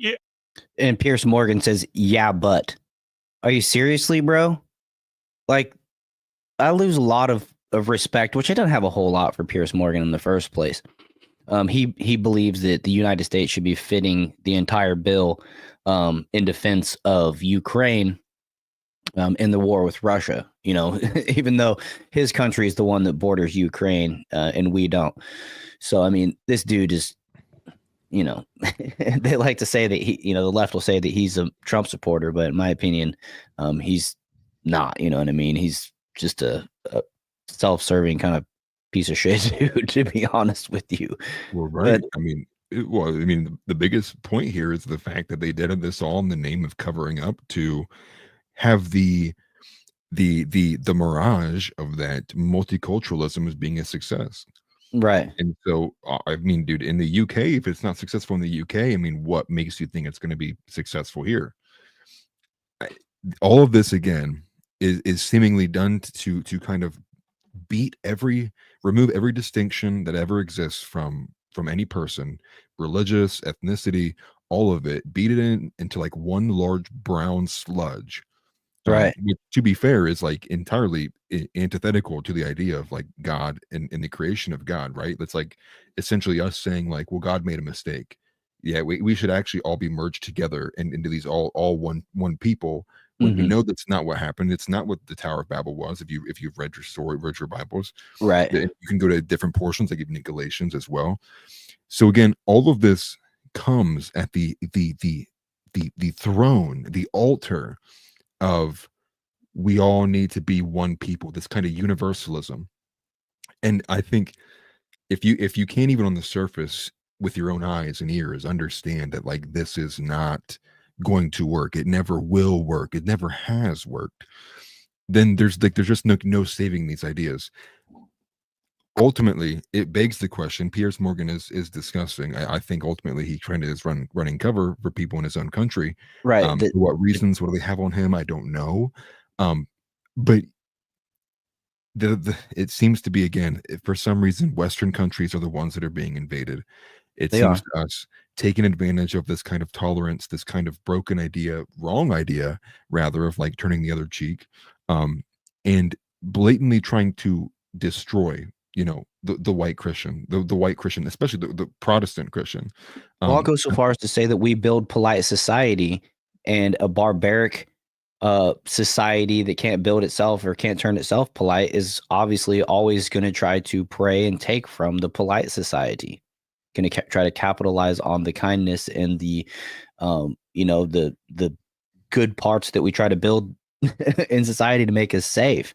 And Yeah. sorry to cut you off there, but just to add to that point, and this deflection from Piers Morgan, that this came from Tommy Robinson. So there's a but it's like, bro, I don't care if this information came from Osama bin Laden. If it's true, it's the facts. And that's what we got to deal with, is the truth and the facts. Like, you get what I'm saying, right? I don't care who the messenger is. It's about the message. So to try to like discredit the story or make the story look anything other than what it is, which is despicable. And I agree with Tim Pool that there should be sanctions against these leaders, the leadership over there, especially when we've seen over the past 20 years what's going on in Europe as far as immigration and all this stuff. They're only 5-10 years ahead of what's going on here in the United States. It's like we almost follow suit in some of these regards. And so to wake up to what's going on with him over there and the dangers of it is to wake up to the potential of what's going on here, which is where I care about the most, right? And we see it escalated over these last 4 years with Joe Biden and 20 to 30 million undocumented, immigrants coming across the southern border, military age men. Not only do they want to drive our wages down and hold us down so that we can buy less guns and less ammo, they want to, put our children at risk by letting in violent criminals, people with no culture, people that are just these predators, essentially, that prey on polite Western culture, polite Western society. Well, I mean, think about do you have stories like Lake and Riley, right? Yeah. And you have other, I mean, terrifying, and I don't like to even revisit the details, but extremely barbaric, right? Killing somebody with a rock after you've just violated them. Yeah. Multiple stories we've seen, not even just Lake and Riley, and I wish I was intelligent enough to start naming names off of all the different kind of famous cases that have happened. Right. And so just because it's not happening from like gangs doesn't mean it's still. I mean, it is people being shot and shot just working at a convenience store or whatever. I remember Trump's first term, Sean Hannity took the lead on one of those stories. I can't remember the person's name, but he was in contact with the person who was killed's father. And the person that was killed was working convenience store, killed by an illegal immigrant. You know what I mean? So I mean, it's doesn't have to be as, which I mean, look, murder is murder. I'm not trying to say that one is worse than the other, but to sexually assault, this, that, and then murder the person is just an escalation, really, and a continuation. And it's just one example of how bad this is across the board. You know what I mean? It's not just the worst of the worst. It's, there's even people just being robbed and people not feeling safe in their homes and everything else that goes along with it. Right. Well, and I'm seen as someone who's an extreme radical, but I even take it one step further. Obviously the illegal stuff's pretty easy to point at because obviously it's never going to foster anything great. There are people who already broke the law, so it's much well expected they will do it again for whatever reason, especially the risk it kind of takes to cross the wall under military threat, although the border was wide open, so it wasn't much of a threat if it was like 20 years ago. But when you even look at like legal immigration, that's obviously going to be something that fosters it too, because obviously even if you bring in someone who's super intelligent but still comes from the cultures and backgrounds, it's a matter of time before you would expect their kids or their kids to ultimately inflict the same kind of damage an illegal immigrant would have done. Obviously it's like, you import an illegal immigrant, it doesn't obviously follow that their children or their children's children or their clan and tribe won't commit the same kind of atrocities. I'm also of the belief that as a Christian nationalist, that we shouldn't be putting people into power or places of influence without being Christians. I think ultimately that's where it comes back to, especially when you look at every fabric of what our Constitution is, the federal papers, all of what we have that kind of made and structures the hierarchy of our systems, the argumentation of these systems is all Christ breathed. It makes no sense to then expect someone who does not respect that, or rather actually has an opposing viewpoint that is antithetical to that, to want to maintain that system or further develop it. And so, I mean, at every angle, whether it's legal immigration or illegal immigration, it's all bad. And I think ultimately legal immigration poses a bigger threat because it comes with that kind of perception on the surface of like, oh, well, at least they're not going to like rape and harm people. It's like, no, but they may actually alter the literal fabric and foundation of what our country is. You get to the point where too many of them come in, and ultimately, and Christian loses its mass influence here. Yeah. Well, then we're going to move away from these kinds of ideas. There's a reason why many other countries, all other countries for that matter, didn't have constitutions in place that had the rights and amendments and protections that we did. So everything becomes in jeopardy when you allow this kind of like nonsensical approach of who can come in and who's allowed to hold these high positions, not having restrictions on things, even as something as simple as like the conflict of interest of, former foreign like assets and intelligence agencies people holding like cabinet positions in the administration. It just, but what I really guess I don't understand for the most part is why more people aren't kind of privy to the fact that this is going on, or at least holding that ground. I obviously have my ideas too, but it's a two-handed side, right? It's like we're getting beaten on the front end, which with is this, but on the back end, the Christianity that we have here in this country is failing. It's ultimately why you see so many people leaving Protestantism and are flooding Eastern Orthodoxy. There's also an issue with Roman Catholicism too, because their leaders there in the church, the people within the Vatican, are open to this idea of universalism. You even have people like Professor Michael Jones talking about how like white unity is incompatible with the Catholic faith, kind of holding these really broken ideas that are really more attached to the post-war consensus than they are anything pre-1900s Christianity. And so all of this is in danger right now, and so it's unfortunate to see, because I think you're right. This is 5 to 10 years down the road. I mean, I would expect it to get a lot worse the longer we kind of try to defend the idea that we shouldn't deport everybody. It gives me a bad feeling. And with somebody who has a daughter here too, I feel even more prone to just being like defending it outright as hard as I possibly can. You call me racist, call me whatever you want, call me anti-Islam, it doesn't matter to me. Ultimately it's like you have to draw a hard line in the sand. And I think that's why you are seeing so much infighting on the right wing, is because I think a lot of people who think similarly to me are like, no, this is my line. And like, I've been lied to too many times. I've seen Epstein too many times. I've seen who's on this list. I've seen all these allusions to who's on this list. It's gone too far. And it's like, I think most people are rather would die on their feet than live on their knees. And so I think that's kind of the ultimate crux point we've reached here. Yeah, for sure. So let's go ahead and let's play the rest of this. We got about 3 minutes left in this. 2 minutes left, and let's go ahead and just let it see where it ends up. I think you're conflating two things, and that's my point. I totally agree with everything you've just said, but I also believe that there is a completely weird misunderstanding of who Tommy Robinson is and what he represents in America, and that's because he's managed to position himself very cleverly. He did as this kind of freedom fighter who's only in prison because he blew the whistle on all this stuff. So they've silenced him by putting him in prison. None of that is true. just as Except you did silence everyone else. And I shouldn't say you, sorry, I apologize for that. But your government was actively covering this up. So it creates a plausible scenario when Tommy Robinson is locked up over and over again. And people are like, here's a guy calling out the grooming gangs. The government is actively covering up and now they're imprisoning him. By all means, I don't know about his trials or what happens. all in I your would country. ask him, That's look, you're a smart guy. Okay. All I would ask is, I just think it would be reasonable for me over here in the UK to say to all my American friends, just go and look at his criminal record, see what he was actually convicted of and why, Is it fake? and draw your own conclusions. And then I Did would Trump say, call hang on, Nazis very far but hang people on, he then didn't? I would say, go and look at the judge's verdict in the defamation case, where you'll see a That doesn't very, work very well. It's actually worth Donald 20 Trump minutes was of your time. convicted of Because 34 what you'll counts, understand. despite there being no underlying.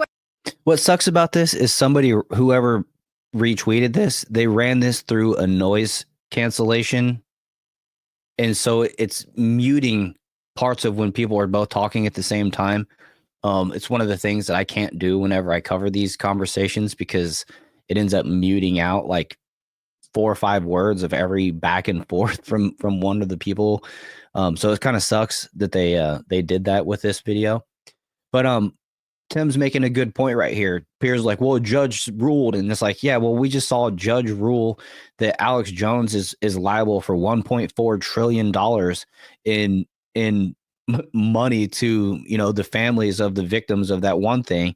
And we also saw a judge turn 34 misdemeanors beyond the statute of limitations into 34 felonies as it pertains to Donald Trump with no compounding violation that would actually make that misdemeanor turn into a felony. Misdemeanors that were beyond the statutes of limitations, by the way. So I mean, this is Piers showing a lot of faith in the court systems being on the up and up. And so Tim Pool's point is right on. He's right on point right here. I mean, he's basically saying, oh, so I just got to trust everything the government says.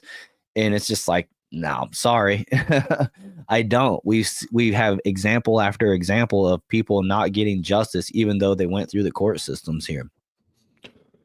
Well, again, And that's still it's not this, making an excuse for Tommy Robinson's past. Like I said, I don't know much about the dude, and I really don't care because his focus is over there. But, you know, one thing that I can, from my perspective, is I can say that the United States gives Europe a lot of freaking support and a lot of money, a lot of technology, a lot of information, and we follow suit when it comes to their immigration bullcrap. So, gotta recognize and know the truth to understand it and stop it.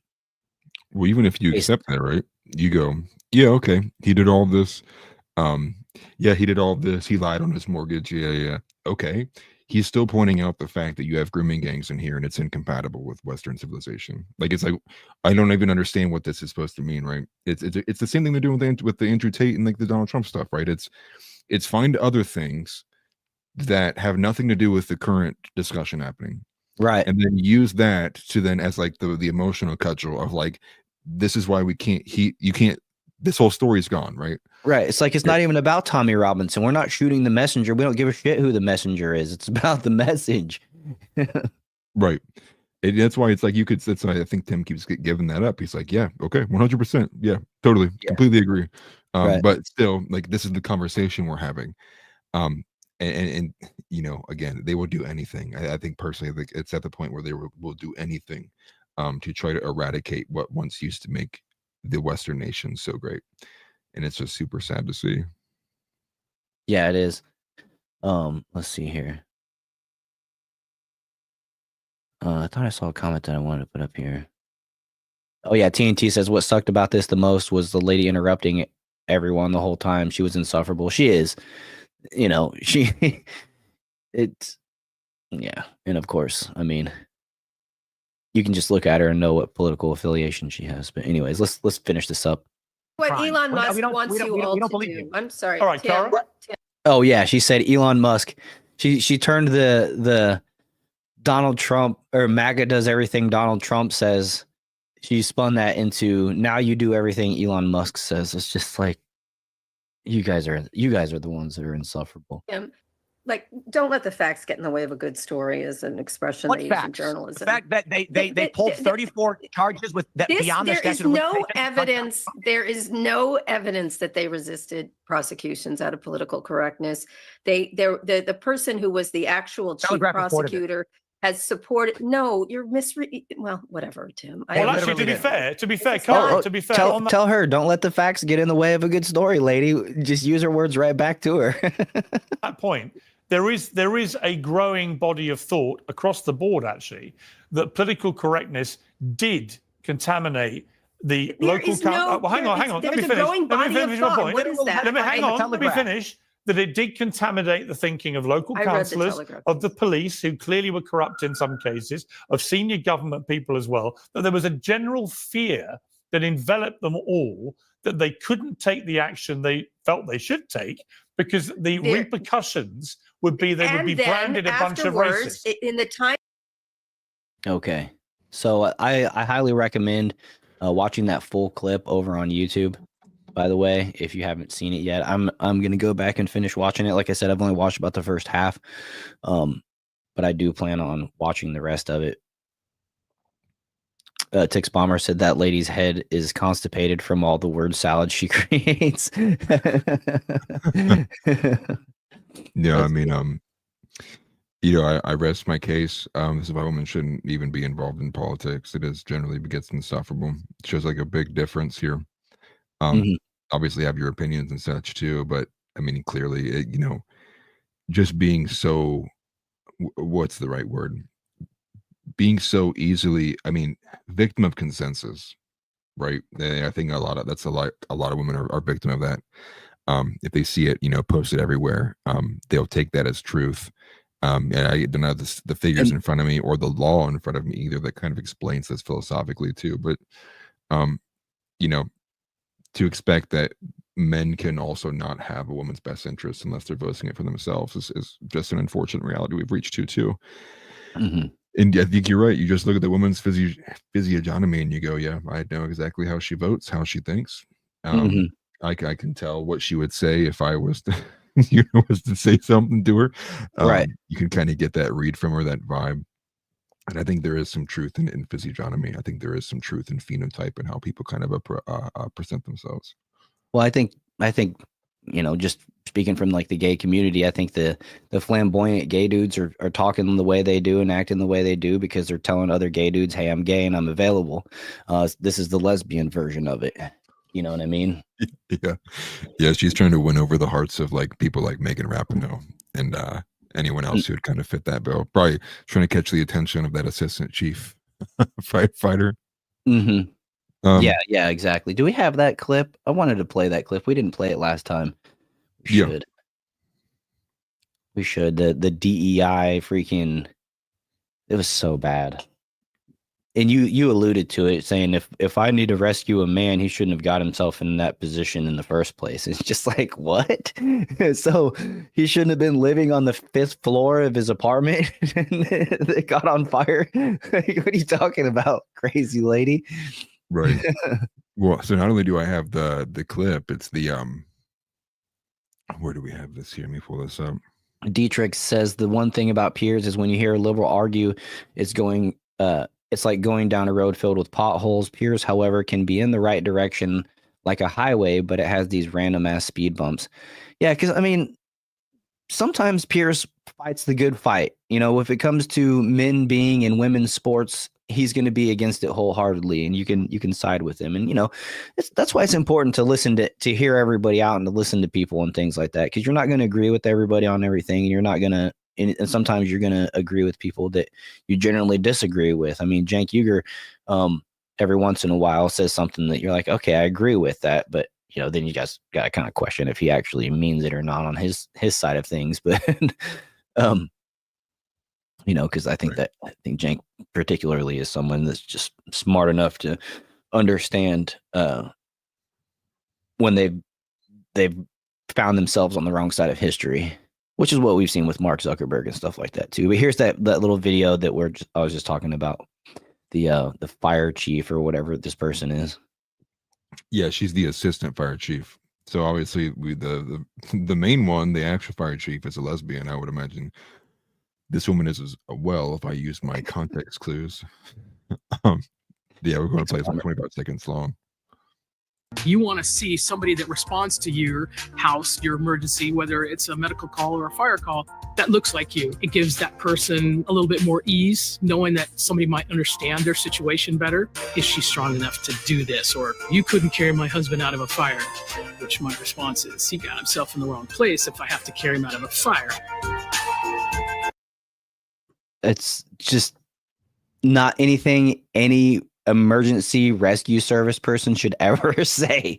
I mean, what if that person's husband is 85 years old and you know, has to live on an oxygen machine or whatever? You know what I mean? One of many dozens of potential scenarios. Oh, it's crazy. Just, you know, all I was gonna say was it's like this like emasculation type thing, right? It's you know, you couldn't carry my husband out of a burning building. Like, she might as well have been like, yeah, what, does your husband have a small pee? It's like, dude, what are you saying right now? right. Like, no, like, we're making a point that, like, you're clearly physically incapable of, like, being able to carry large men who you're definitely more than often, the rule would be that they're going to be bigger and heavier for you to carry. You're going to be the weaker of the sexes. Right. You know, I thought this cartoon from G Prime 95 was a good example here too. I like him. You know, you see the guy saying, "Don't worry, I'm an emergency responder who looks like you." The guy's like, "Help! My husband's still in there." He's like, "My leg's broken, I can't get up." And then it's like the dude face of who just spoke, saying, "It looks like he got himself in the wrong place." Shouldn't have been standing there. Yeah, it's like she got offended. She got offended that you would say that to her, and it's like. But this is, again, you know, it obviously bears repeating because we live in this ridiculous society. I saw people even posting on, I may have been Benny Johnson or Michael Knowles' post, saying like, you know, it should be about meritocracy. Like, my daughter wants to be a firefighter. And what I would say to that person is like, you are failing as a father. You know, you should be the person in the way of your daughter wanting to be a firefighter. Like, I am sorry. I don't know what you have done, what you and your wife may have done that have made being a wife and mother, a stay-at-home mother, such an unappealing aspect or position for your daughter, but you clearly did not uphold the bargain on your end. You deny the reality. Again, it goes back to denying what God made being good. You go, a woman should be in a role of a man, and you go, why? And then you have to make up all these arguments of why it should be allowed, and why everything that God made and created is actually wrong, and you have to be the one that makes that difference. And it's like there's nothing about meritocracy in this aspect. Right. It's about the idea of you are specifically designed and created. You are a creation. And so when you go to these points of like, well, yeah, I wanted to be a firefighter because I thought it'd be cool, it beats the point of the idea of that God made men for their specific role, and God made women for their specific role. Right.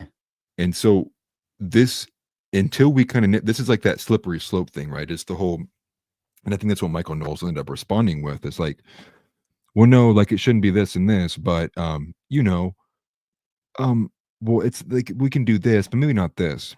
And it's the same thing with female cops as well. I mean, if you even look at the statistics too, like the amount of fatal shootings that happen from a female cop compared to male cops is just like, it's literally kind of staggering. Kind of like take your breath away. Oh, dude, some of the videos going around on X of like female cops just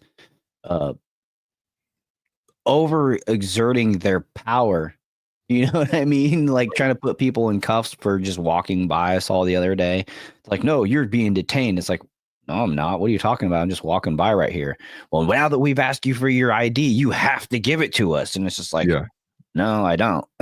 And then, you know, so it's just to your point, you know, it just escalates much quicker. I mean, we even saw that one lady that accidentally shot the guy. I thought she was pulling the taser. Well, did you know that there was a second incident happened like a week later? Same thing. No, I didn't. Yeah, so like maybe that lady, the first first lady got went to mixed in the same story. Yeah, so she got like 8 years in prison, I believe, for that. Dang. But literally a week later, the same thing happened again. Different female cop in a different area. pulling out her 9mm instead of her taser and shooting a guy to death. Mm-hmm. I think the guy in the first one actually did survive. But the thing is, the most insane thing about it though too is like we can't uphold basic ideas of Christianity. You know, this goes to like male and females being different, having their own specific roles, going to why abortion shouldn't be federally banned. You know, all of these kind of principles, like we as Christians just we can't even hold the basics. So it's like, let alone forget like anything more complex than that. You know, we can't even get to points of like not having child sacrifice occurring all across this country. I mean, Elon Musk was even, you know, going to pay people who work for Tesla who wanted to get it done, who needed to move to a different state, depending on what the results were after Roe v. Wade. And it's just, it's super, it's aggravating. Because again, the way I kind of look at it is, you know, I look in front of me and I see like the men who came before me, and I'm like, why were you such weak cucks? Like, Right. you let women walk all over you. You let the globalists walk all over you. Like, where were you at? Like, what were you doing? And you know, it's just here I am. Now I have a daughter. It's like, now I have to carry this burden, but I'm walking through 8 feet of quicksand trying to do this. And you were like wading through a 6-foot pool. It's like, it might have been hard for you too, but it's like the difficulty now, the burden falls to me that you've let the culture seep with this kind of degeneracy is now it's much harder for me to kind of fight against this. And there's also kind of a bit of like a bit of boomerism that goes in there too. But it also, again, you know, the fact that Christianity became so weak and so limp-wristed with men who have led it and held those roles. You know, I say this even all the time on my own show. It's like one of my biggest gripes, even growing up in the last couple of like, you know, 10 years, I would say, when being more keen to the politics, is like what were these guys doing? You know, and this isn't a statement of my own dad. My dad's a strong role model. He's one of the actual few exceptions and the reason why I am the way I am. But I look to almost every other guy and I'm like, you are such a coward. Like, you are such a weak coward, dude. Like, you would rather be able to watch your TV at your own will than have ever have said anything, ever have risked, you know, losing like any bit of money or sacrificing your job or having to do anything. And you think about all of the sacrifices that people made in the Bible, as well as many other people before us, like our founding fathers too. People want to point to the founding fathers as like these great beings, and it's like, yeah, that's true. But think about how little you're willing to sacrifice, like, because like you might get fired from your job. Like, these guys had their own children try to turn them into the government, like being executed, hung in the streets, people cheering it on. I mean, running for your life, being starved and not having food, being in a war. And you can't even risk having like your electric bill run a couple days late. It's like that's one of the things that kind of makes me have a bit more of an aggressive stance towards it, because I'm not wired that way. Like, people kind of I even get attacked from the inside of my own family sometimes too, by, you know, sometimes even my wife may even feel this way too, of like, well, don't you like care about us? Da-da-da. It's like, yes, I do. I deeply care about you, which is why like I'm here doing this right now, because not only do I care about you, I care about my daughter. I care about my daughter's children. I care about the line that goes on from there too, because I care about things like legacy, the existence, the lineage, like what the future holds. You know, and it's something we clearly don't have anymore. This kind of like visionary of like thinking down the road of what goes on. I'm willing to put myself in these positions, right? You know, like say the new job I just applied for in a month from now, you know, they come over here and they look at like, did you really tweet this? Like, yep. If you have a problem with it, let me know, because I'll find the way to the door, because I'm not going to stop. That's the kind of like mentality I have. And I know it makes me a target too, but I wish the reason why it's so effective for them to attack people like that is because when it's only few and far between, it's only me and you out of like 300,000 people nearby us, right? It's whack-a-mole. So if it's only me and you saying that out of like 10,000 people, well, it's pretty easy to be like, yeah, he's gone, Bob. Oh yeah, he's gone, Bob. And so the reality is, if more men even, you know, practiced this kind of this ideal, even like the Andrew Tate version of masculinity, of just like not being walked on and stepped around by a woman, we would probably see some things changing. There's obviously more that goes into it than just whether you're a coward or being brave too. I mean, you look at like the food that we eat and the average kind of like, I mean, you look at the average kind of person in America, obese, not fit. It's like they can't even discipline what goes into their mouth holes. And so Way there's too a lot fast. of Yeah. yeah. And so there's just so much that goes into it, but you have to start somewhere. And so I think ultimately, like, if it's up to me, it's like I could never live with myself if I kept my mouth shut and like didn't do what I actually deeply believed in. Yeah. And I know a lot of people find that scary, but ultimately I find it very freeing at the same time. Well, I mean, it goes, there's so many layers to that, but I mean, first and foremost, it's, the presence of a father in the home. And then from there, as a father of a daughter myself, who, I'm proud of my daughter. She's like, I don't know, what is she? 26, 27 years old now or something like that. So she's a grown woman on her own. But it was one of my life goals as she was growing up to be the role model and show her what a real man is so that she'll know what to look for. And so it's like goes to what you were saying, where you do these things because not only do you care about her, but you care about her children and things like that. And in a world where being a strong Christian man is falling to the wayside and being shunned and vilified by society, it's important for us to play that role because they're watching.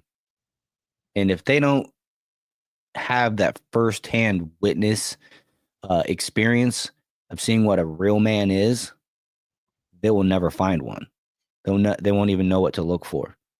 And it's so important to dads for little girls, to understand what a real man is.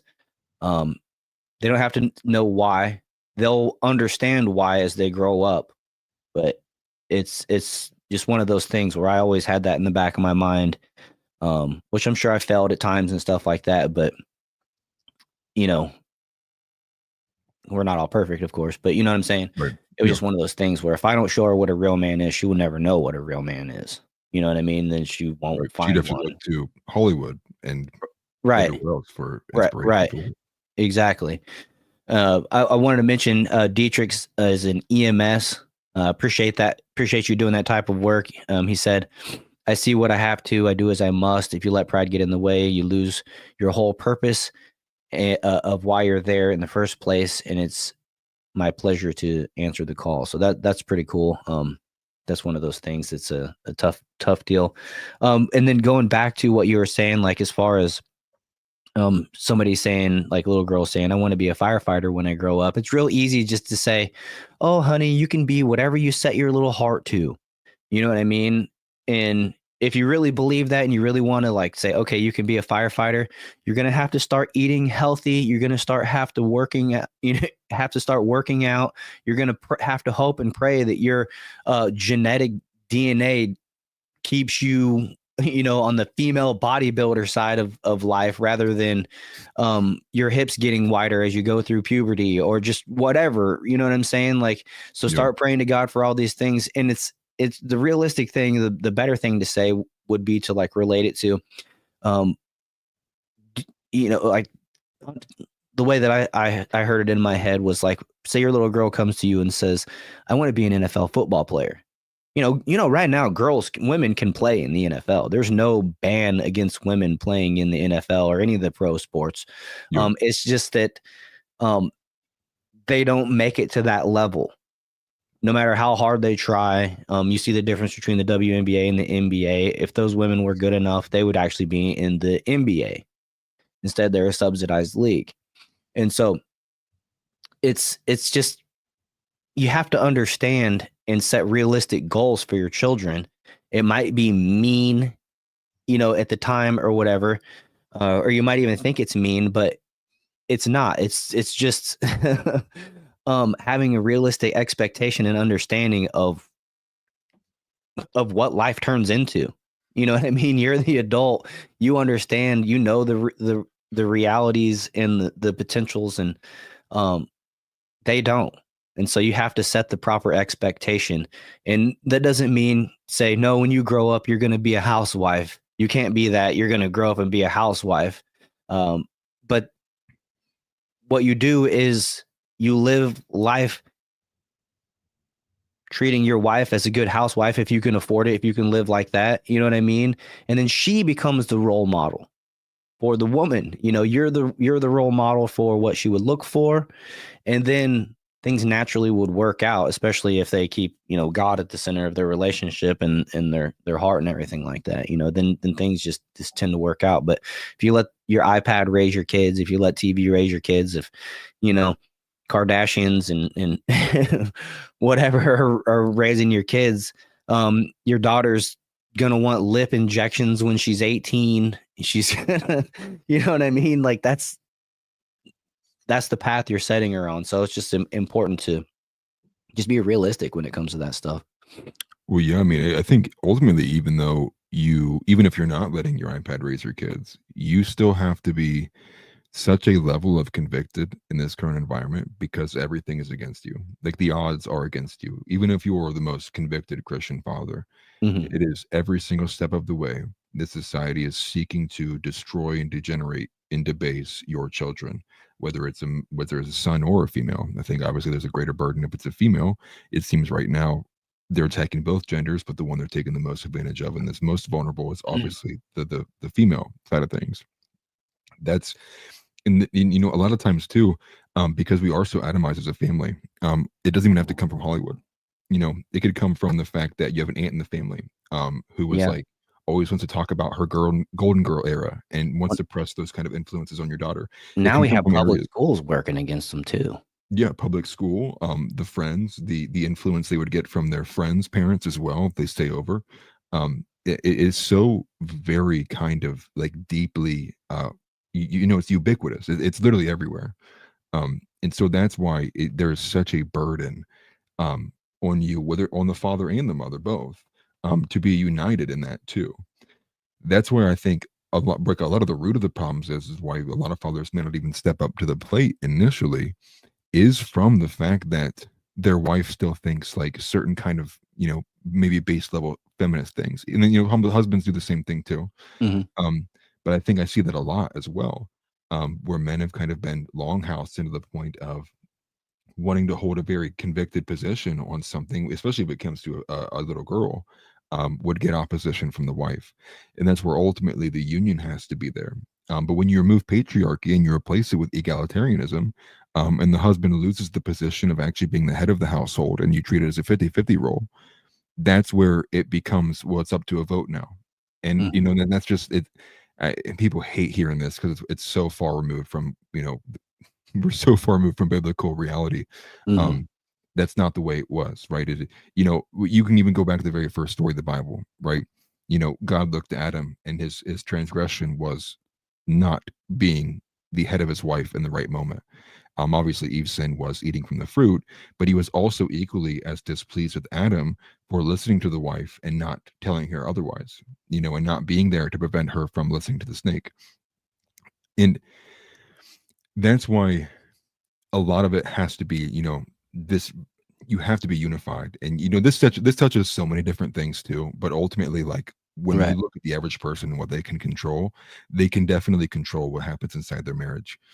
But ultimately, they've also done this thing where there's such a great cost where if a man does kind of, you know, he trespasses his wife too much and he doesn't put up too much with their boss babe stuff, and then it's boom, divorce, family court. You now are a wage slave to the wife. Now you're not in your kids' lives. You're in a villain now. You go to routes even like Jeff Younger's story, which is out there. It's not like all too common, but ultimately that sentiment of like, I could have everything taken from me at a moment's notice. Um, it kind of puts men in a position of fear of like, oh, I'm not going to cross my wife because divorce would destroy me. Um, but that's why, you know, there is a burden on making sure that you vet the person that you're dating. It's not just because it's a sexual attraction. It's because you actually are unified, like in your visions with each other. It's often the times where I even like, you see husband and wife who don't share the same politics. It's like, how are you together? Right. It's like, I how are can you? tell It you comes to right a point now, where, my wife and I would not be married if we did not align politically. yeah, And yeah, she said that, and I say that. So right. it's to your point, you know what I mean? It's a conversation we've literally had in the past. It's like, I wouldn't be able to be married to you if you believe the bullshit that these women are saying, and vice versa Right. towards me. You know what I mean? So it's so true, you know, and you don't want to make an exception because she's pretty or because, you know, whatever exception you want to insert it, if you're gonna make that type of marriage decision, have Right. kids and things like that. Yeah, well, I mean, I think, we're all, I mean, me and my wife are the same way. But I think I can think of a lot of friends who it's like, oh, we don't talk politics in this house. It's like, like how for me, it's like your marriage cannot be anything more than surface level. If you can't talk politics with your wife, it's like, dude, your marriage is awful. Like I feel bad for you. Right. Like It's when like, we saw oh, go ahead. those, I was gonna say, like when we saw the Kamala Harris campaign where one of the ads was that, women, buddy up with your lady friend and go and smile in your husband's face who's this vicious misogynist Yeah. Trump supporter, but you just go ahead and you'll vote for Kamala behind his back and smile and tickle Yeah. each other and have a Lie to pillow your fight husband. when you get home. But you know what I mean? It's just like, get the fuck out of here.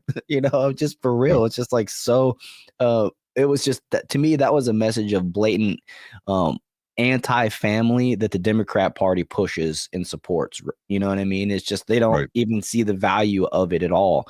The value of marriage to a Democrat is the benefits that you get from the government for being married. You know what I mean? It's nothing more than that in their eyes, the way that I see it, at least. Yeah. Well, I think that Donnie brings up a good point, which is the current reality of right now, which is because women have kind of been the subject of this, subversion campaign for quite some I'm time. sorry to hear that, Like, TNT. men are like on the, oh yeah, I did see that. I apologize, TNT. Condolences for that. You know, the reality is most women do have a base of like feminism. Like that's their starting point, especially for a lot of young men who are meeting women today in their current environments, meeting them where they're at. The woman is for the most part generally going to be higher than not probability that they are, they hold a lot of these kind of feminist ideals. And so that burden falls to the male and the husband, the boyfriend in that relationship, to then not only just like prove them why they're wrong, but also convince them otherwise, make them an apostate of the feminist religion, right? You have to like be the one to convert them out of it and be like, no, this is the way things are supposed to be. Now, typically it's actually easy for the fact of the reality of women are much more agreeable than men. And thus, when you look at even statistics back this up as well, most women when married typically follow suit of their husband's politics. Whether that's just because she just gives in to what her husband wants or because the husband is able to align her himself. That's also like this kind of added burden that's on top of the dating market right now currently. So I think a lot of the times you might even see that most men are just like unwilling to. They're just like, I'm not even like, this woman has blue hair. She voted for Hillary Clinton, in 2016. She has brat, wall posters like all over her room. Right. It's like that's a lost cause. It's like that's too much work for me. That's too much, man. I'm gonna carry all that. But I think Yeah. Well, I mean, oh, go ahead. Sorry. Well, I was just gonna say I think even pulling it from the conservative side, there's still a bit of that you have to chip away. Because I think modern conservative movement's like not Christian. Like I'll just say that outright. I think the mainstream version of it is just not Christian. So there's still going to be some burden of work there. This is why like the vetting process matters so much, and why it can't just be like we had a couple of dates and we clicked. It's like it's got to be deeper than that. You got to challenge it a bit too. Not obviously like stand her up and be like, "Will she text me back?" It's like no, like challenge her on like what her deeper beliefs are and get an understanding of that. Make it more about like what does this look like in 30 years, 50 years, not just like what does this look 5 years from now. And Right. without doing that, you're going to just set yourself up for failure. Right. And I think part of like kind of like what you're alluding to with the dating pool is that some guys are just so desperate. They get to such a desperate part of their life where they're like, I'll just take any woman who will accept me. And that's a recipe for a toxic relationship. What's funny is whenever I met my wife, I had recently, like within the year or two before that, decided like, I got to have something to offer a person. I want to have a wife. I want to have a family, and it's like, what do I have to offer? What's in it for her you know. And then that's whenever I started becoming more self-aware of my beliefs, my actions became more intentional, things like that. And then what do you know? Along she came, and now, we've been married for 20 years this year. So, Right. or last year, I guess. But it's because I can see that, I could see how a lot of men, with the dating pool being the way it is, and the way that, the things we've discussed before about the alpha men, or whatever you want to call them, that get the majority of the women, and the rest are fighting for, uh, the rare cases of women to accept them or whatever. Right. And those guys, I think, become more inclined to lose that masculine power. That's why I always try to tell people, is the best place that you can go to find a wife, if you're serious about it, is go to church and be dedicated with church, be focused on yourself and God. And then you'll probably find someone, especially if you plug into the community. And then if you're serious about your ideals and what you're doing, and it's intentional, then, you'll find somebody that aligns with you at the same time in that place. You're Yeah. not going to find that person in a bar. You're not going to find that person on an app. I mean, it probably does happen, but your best chance of finding somebody that aligns with you is to go where your ideals are preached, plug into that community, and then be active in it and everything like that. And, Yeah. And not to really go too far off on a tangent with the dating stuff. yeah. But I think that's why people like Homath do a really good job. Everything he does is like just drawing with Crayola crayons, like little graphs and charts to explain that. But to your point about the very weak and desperate men, that problem has been accelerated. A lot of the reasons has been social media and online dating. But simply, a lot of women really only had access to the men who they could kind of like meet in their local area. Hmm. And so that allowed for a lot more like looks matching and like equilibrium, the 7 with the 7 and so on and so forth.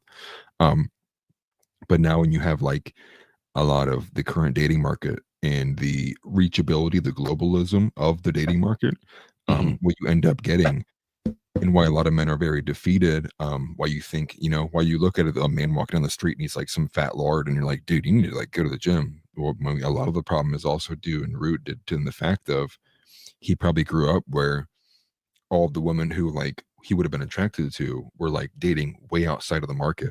Hmm. And the women who were left in the market were like, and people hate hearing this too, but it's a reality, were like the 2s, the 3s, the 4s. And the guy just looks at it and he was like, I'm not going to go work 40, 50, 60 hours a week, break my back to be with that. I'm just not going to do it. Right. And so that's where you get a lot of these kind of men who are like super just like, I mean, we're not even like talking about like men are just like bad in the dating market. It's like men are like just not participating outright. And so when you take that kind of deep, like, I want to protect and I want to do everything for this woman, and be as shallow as it may be, a lot of that's rooted to the fact of like how much that guy's actually attracted to that female. And you remove that, or you degrade it by the fact of, I've been with 80 guys. What's your body count? And the guy's like, oh my God. That's when you Right. also are like, I'm not dying for that. Like, I'm not going to do everything in my life as a husband should for that. And that ultimately is like another aspect of like why everything is so busted, and why you see so many like men who are just sad. I mean, they're just like sad and pathetic, whether it's because they're fat or they're just unfit. They're just like, they're not there. And let me tell you, I'm gonna be straight up with you too, especially with going to a local church. Like, if you go to the gym regularly, I'm telling you, you should have no problem going to a church and finding a wife. And it's a lot of that's what it boils down to. And the part of it's the fact of where our working environments, that people work from their desks at home. But I mean, if the most basic thing you can do, and easy for a guy to do too, as long as you don't have some kind of like super underlying health condition, is like at least have the appearance that you could do something in case something happened to your wife. At least give off that physical presence of like, I could protect my woman in a bar fight or something like that. Like, that's one of the most basic things you could go to strive for, that requires little to no, mental like acuity, or like you have to pay money to go do it. You could do push-ups in your room if you had to. Yeah.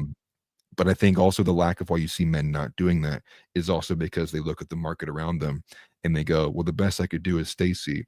And Stacy's been with Eric, Jared, Taylor, Jake, Brian. It's like, that's why you don't see that motivation there. And so it's unfortunate. It's a negative feedback loop. They feed into each other. And that's why you see the problems that you do currently. Yeah, definitely. So moving on, let's cover one more thing and then let's wrap it up. Yeah. Well, I wanted to do I made my thumbnail the Elon Musk and Ian Carroll ratio, and we haven't got okay. to that So yet. yeah, let's do that. I don't want to bury that one then. I wasn't sure.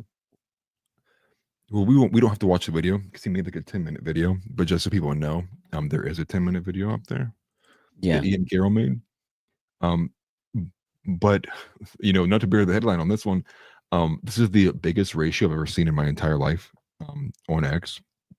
And it's on Elon Musk. Obviously, people were joking that Ian Carroll's going to wake up without a blue check mark because he ratioed Elon Musk.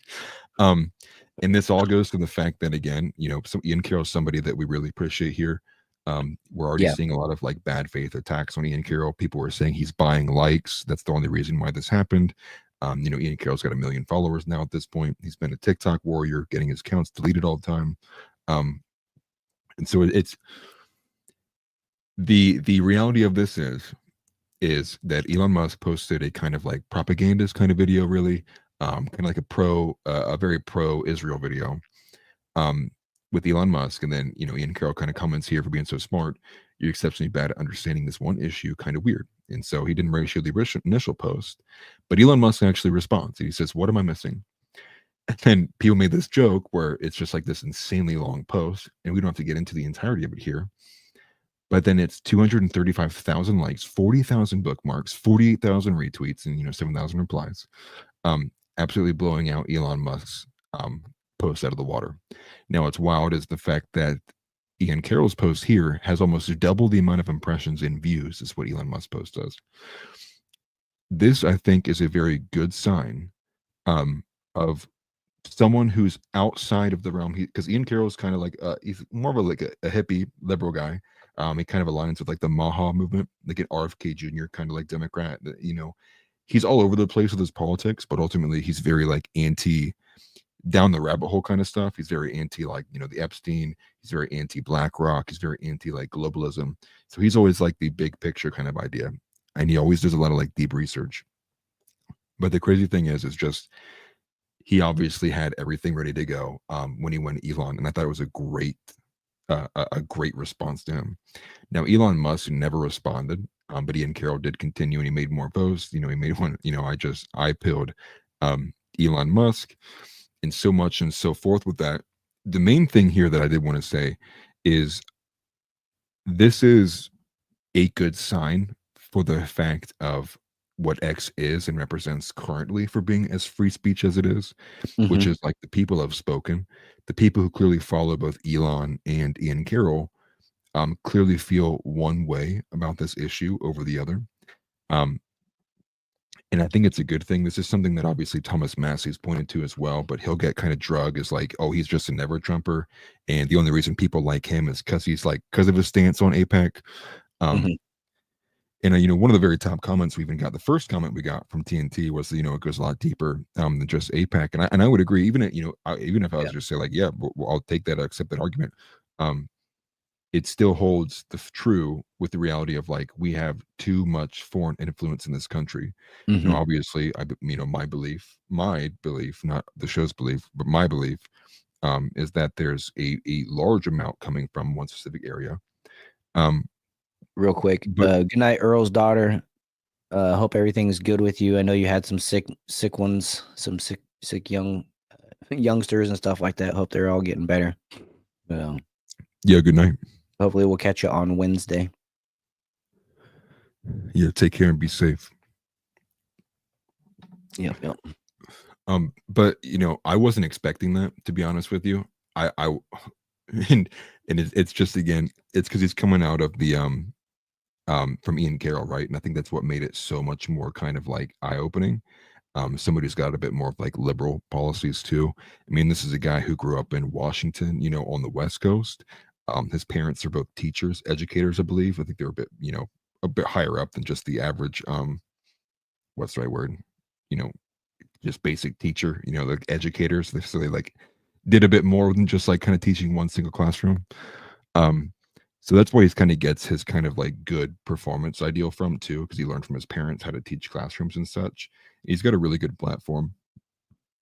And from the comment here from Tix, I do I do think that ultimately Elon has been very, very overly emotional when people kind of oppose his politics, especially if it on his own platform, he Mhm. gets ratioed, he gets like these kind of like the things people, get petty for, which is like obviously having more replies or like not enough likes. People clearly like someone's positions more. Um, I'm surprised that it's still standing. I will say that. At least I'm surprised that Ian Carroll's check mark is still there.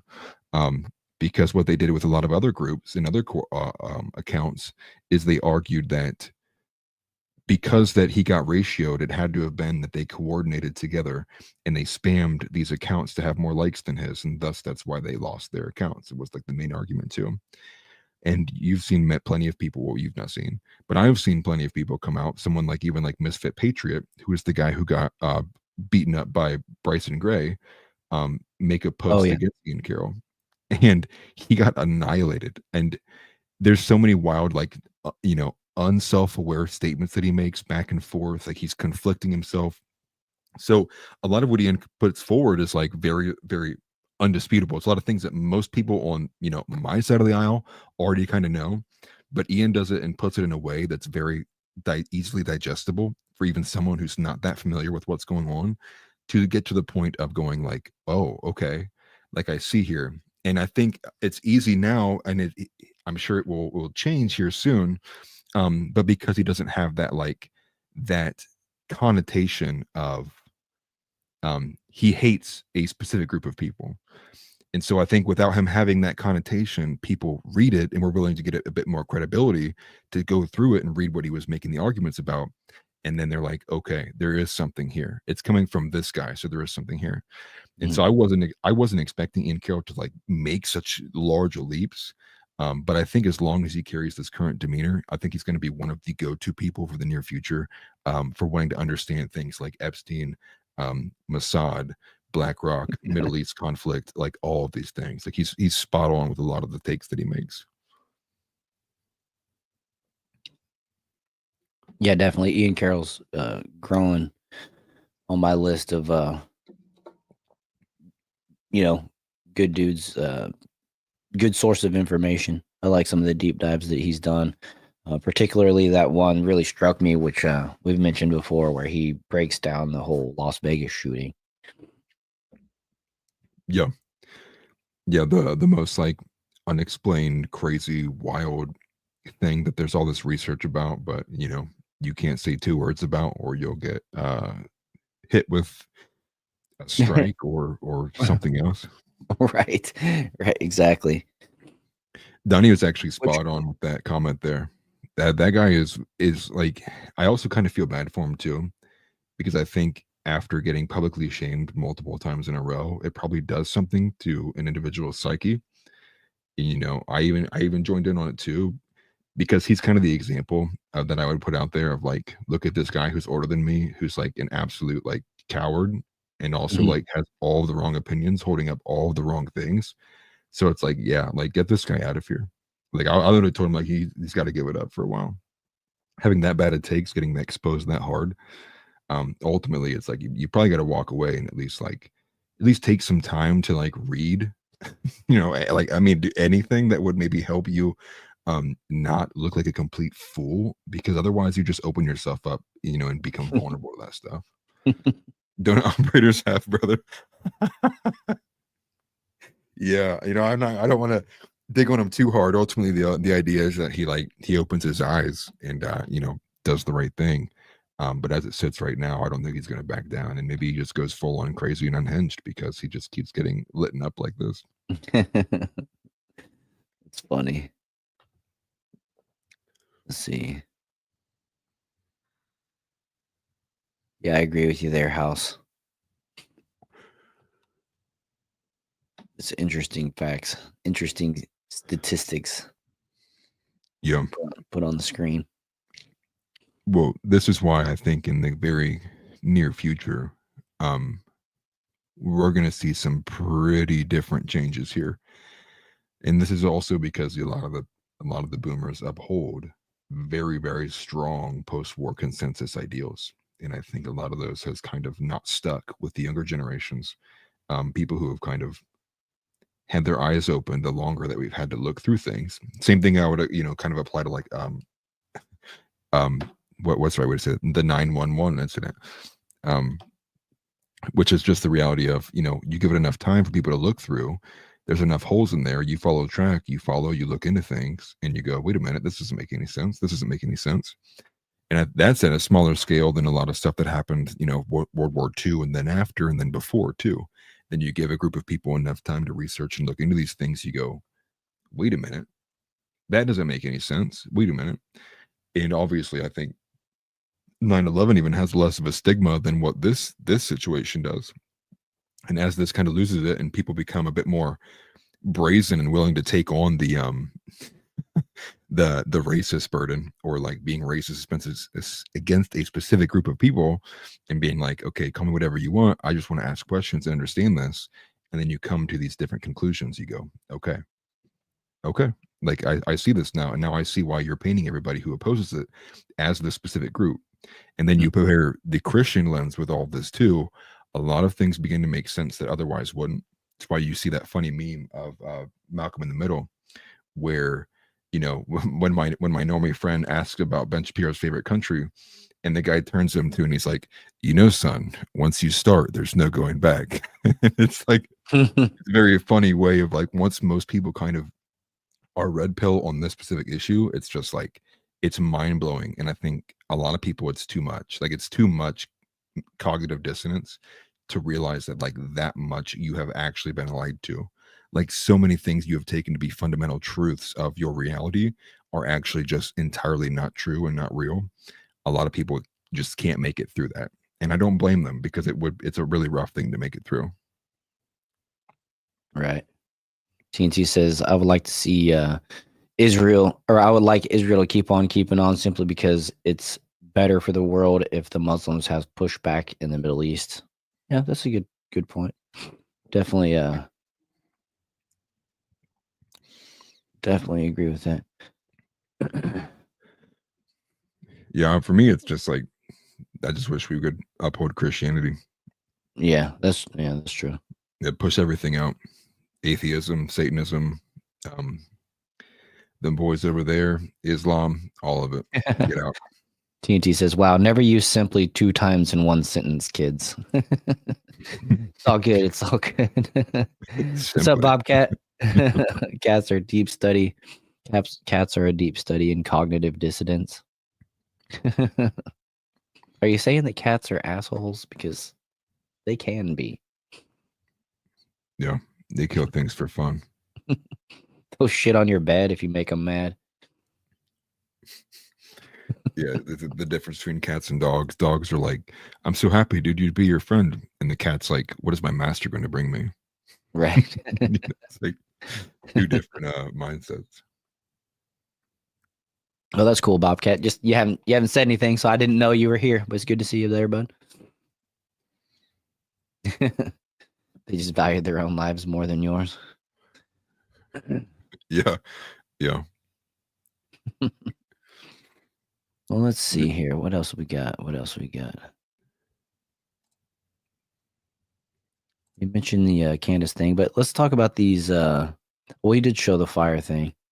George Alexopoulos' poster. That was actually a couple of the main things that I wanted to share. Yeah, there could be 2 good videos we could play. Either the one with Ron DeSantis on H-1Bs, or the that final one with Candace and Mikhalia. Each of them are like only 3 minutes long. Okay.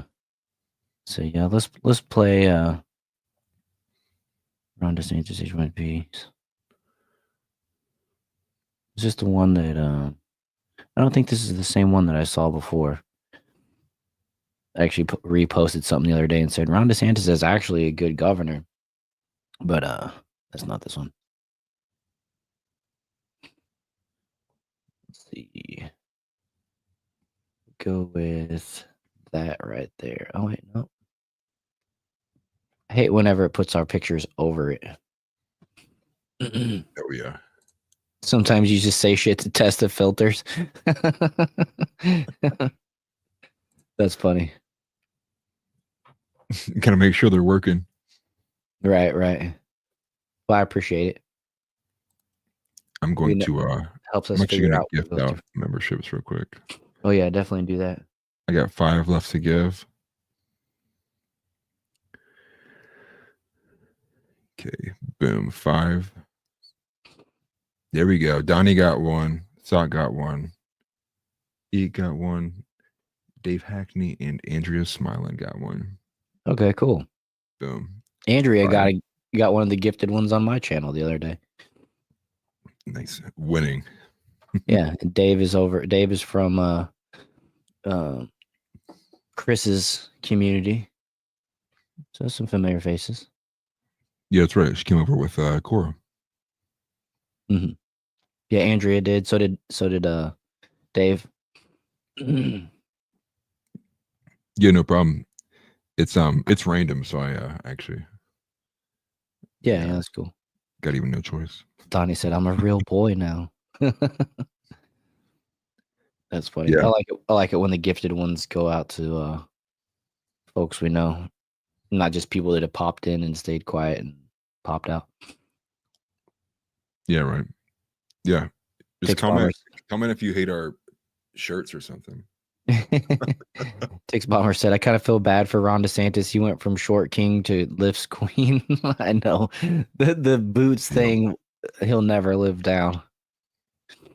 But let's go ahead. I'll play this clip.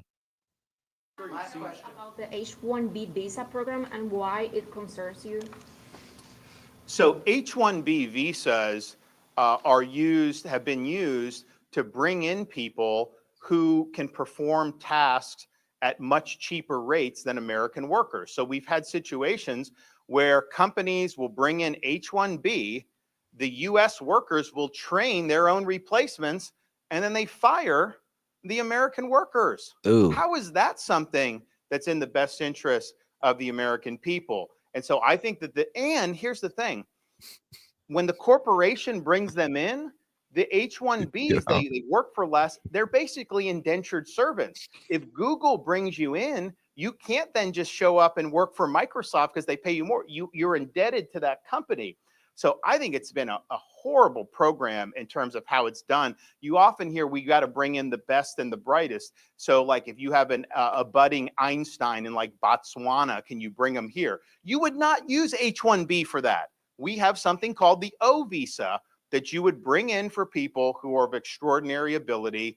And interestingly, and I'm a big supporter of having limits on all immigration categories, there's actually no statutory limit on the O visa because there's a natural limit, right? I mean, only so many people are going to be truly exceptional. So you have the ability to do that through the O visa program. And I think the H-1B has really been used by corporations to help get cheaper labor. The fact that they're indentured to the company, to me, is a huge, huge problem. And here's the thing. We spend how much money on universities in this country? How much does the federal government plow into Ivy League universities? We obviously spend money here in the state of Florida. We have the lowest tuition, in-state tuition in the country, and we'll keep it that way. We obviously have a high-ranked public university system, and we're proud of that. But it's like we can't produce enough engineers to be able. Of course we can. I think that we're just producing them. They'll work for higher rates than the people that are brought in from foreign countries. But if there's somehow the demand isn't being met, isn't that an indictment on the American education system that we're spending all this money? And I guess people are being diverted into things that are not something that is pertinent. It's also the case if you look at H-1B, it's been used for accountants. It's been used for, and nothing wrong with that.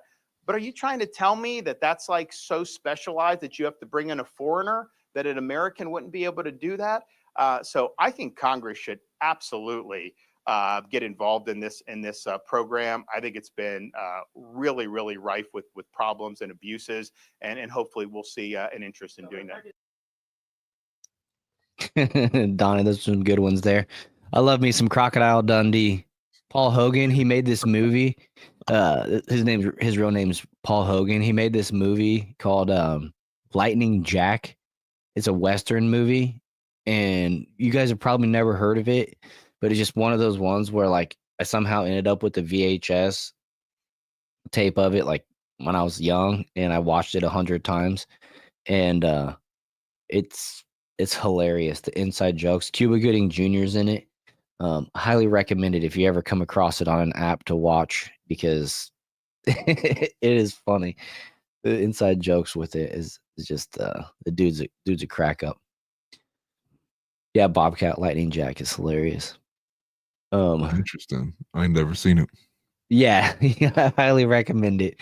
I watched it actually a few months ago. It was on one of those free apps through Roku, but it had a bunch of like weird like long commercials and stuff, so, and it was pretty grainy, but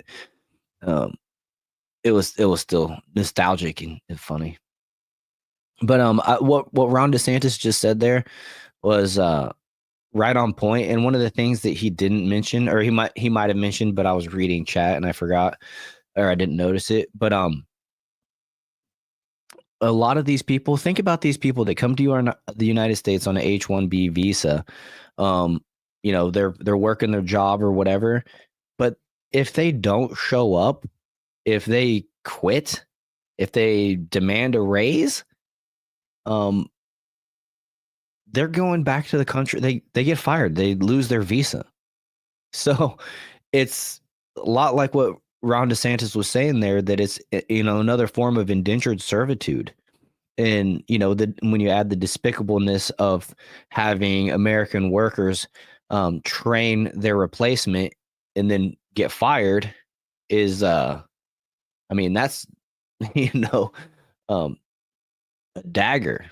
And so it's just, I think the whole H-1B visas are pretty useless right now. Pretty much just damaging. And I think they got away with it for so long because people were confused over what it is as it pertains to, because people were thinking that it was the O1 or whatever the other one is, where we're literally taking the top talent from other countries and then bringing them in. It's not that. You know what I mean? It's pretty crazy. House Leotardo, he says the average salary of an engineer in Boeing's home state of Washington is USD $55 an hour. Boeing's 737 Max glitches Max's glitchy software had been repeatedly listed among main causes of numerous unfortunate accidents. And then he said before that Boeing was hiring HB1 employees. So Yeah, yeah. $9 an hour. Yeah, $9 an hour. Deport all of them. Right. Just remove them all. Remove all the HB1 visas. Like, you know, let the working man hold out for his fair wage that he needs. You know, I mean, when we're talking about earlier about trying to be that role model and being the head of the household and everything like that, and you're cutting the men off at the knees whenever you import labor for a cheaper wage. I mean, it's one thing if you're importing labor and it's, which it doesn't work this way, but if it was like every carpenter that comes over here on HB1 visa is getting $55 an hour, so now American standard is $55 an hour for the American worker, but that's not the case. It's, you know, it's like an entry level, you know, now entry level into general skilled labor, it's got to be $25 to $30. And that's kind of still on the low end, which I hate to say it because I remember back when I was a kid getting $10 an hour and actually being able to pay for things, you know what I mean? So the inflation and everything that goes along with it is just wild. Well, I mean, how about making America great again? Also incorporating the idea of like making Americans able to live off of one income again, right? Like make that a more possible thing. I mean, if we're talking about like making America great again, it's like, what does it even mean, right? And I even put the little caveat, the note here, which is like, I wish this was Trump. I wish Trump was saying this. Mm-hmm. But he's clearly went back on that. He's talking about how he loves that he hires people at Mar-a-Lago with H-1Bs. Mhm. And like you had said earlier, you know, these people are literally contractually obligated to like not go outside the terms of what they're brought in on. So, Right, they you know, if they literally want to raise risk or anything, they're out. yeah, they risk their entire citizenship of, you know, and so it's it's crazy. It's you can't even really explain it other than indentured servitude. You know what I'm saying? Yeah. It's almost borderline slavery, which is what indentured servitude is. Like if you stop, then like yeah, you're free to go, but you're not free to go within the United States. Like that's the only difference is yeah, you are free to go, but you basically lose everything. I mean, it's pretty crazy. I know. And I think what gave even a more emotional take to this too was when they, you know, somebody posted me, I think it was about name of their SMG. But you know, what's the little game? It was like, "Where in the world is Carmen? San Diego," something like that.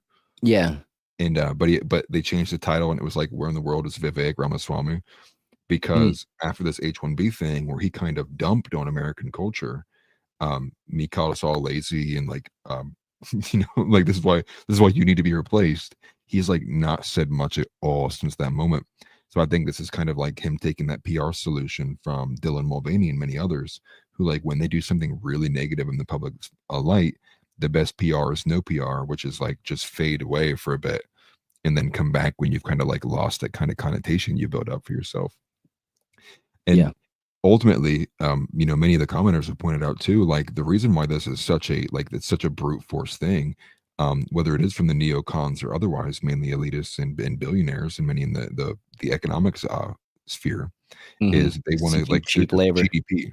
Yeah, cheap labor, and it's like GDP, that's what matters. And it's like GDP doesn't make the average American's life improve.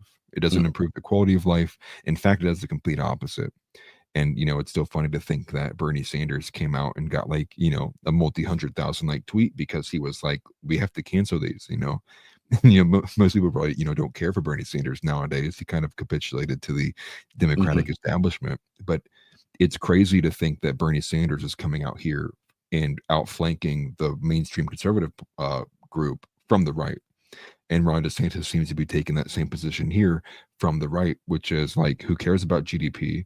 There's abuse and fraud in this, and let alone like it, even if practiced without abuse, it still harms the American people for what it does. And when you look at the charts as well, and you see the fact that when they do import labor from H-1Bs, over 76% of it comes from India. And then in the other, I think the next percentage down is like 12% comes from China. And so like at the end of the day, it's you have to pick, do you want to improve the independence and ability of the average American? Or do you want to win a 1.4% profit margin battle with another foreign country? And I Mm. think the average person would go, I'd rather my life improved. And so I think on the surface, not even the surface, at the base level, those who are in the mega group, most of them are going, I want my life to improve. I want the what I was promised. I want what I went to the rallies for. You know, nobody went to these rallies, you know, as Jack Posobiec points out, because they were like, let's get them replaced our jobs, right? They went because they were like, deport these people, build the wall, like make the blood and soil Native Americans' lives improve, Mhm. protect us, someone represent us. And I think you tread in these waters of like, you know, outright doing that politician song and dance where you go, yeah, I'll do this and this and this. And then Trump gets into office and he's like, what was that I said I was going to do? Nah, actually, I'm going to do the complete opposite. Like you're Mhm. a stereotypical politician. That's what they all do. They Mhm. all promise things that they don't give on, they don't come through for. And then they end up just doing whatever's in their best interest. And I Yeah. think one good point with that to be brought up with Trump is I think ultimately he is now kind of enslaved to the money who was donated to him. I mean, I think he's an older man. I think there is a part of me that does believe that he truly did fear what the consequences would have been had he not won the election, if he would have went to prison for all these kind of bogus charges, you know, Mhm. things that we all kind of stood up for him for, even though I don't agree with a lot of stuff. But it's just, again, it goes back to you don't represent the people and you go for a long enough period of people not feeling represented, it doesn't bode well. And I think we're already in a very kind of escalatory climate with political violence and so on, that you're kind of poking the bear here. And this isn't any kind of like wishful thinking on anything. It's just more so of like there's an objective reality of there's only so much people will take. And if you take the one kind of figure that everyone kind of put themselves on and gave their kind of energy to, and even that figure turns against them in this kind of environment, it's like, I think all bets are off. And I think you might actually see an actual blow up of the Republican Party. So, you know, I can only hope that Trump changes, because we want Trump on our side. He's the guy who's going to be in power for 4 years. So I can only wish and hope that he goes, you know what? I think I had bad people in my ear. I think Elon, and even if he has to go against Elon, so be it. Let it happen, because I will take whatever it requires to not institute H-1B visas and to just discontinue this immigration problem as a whole. I would go so far as with Milo Yiannopoulos and say we need a 20-year moratorium. No person can come across this border for 20 years, dude. Like we are not, we have so much that we have to clean up before we even think about letting even a legal immigrant into this country. Yeah. And I've said that over the last couple of shows, that I'm pretty much to the point where we just stop all immigration, legal, illegal.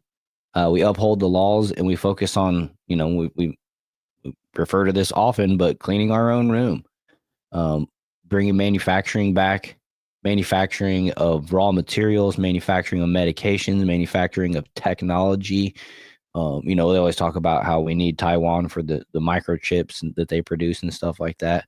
You know, maybe having access to Greenland's rich mineral sources would help strengthen the United States with that. So maybe if that could be justified to me, if that's a potential, you know, scenario or whatever.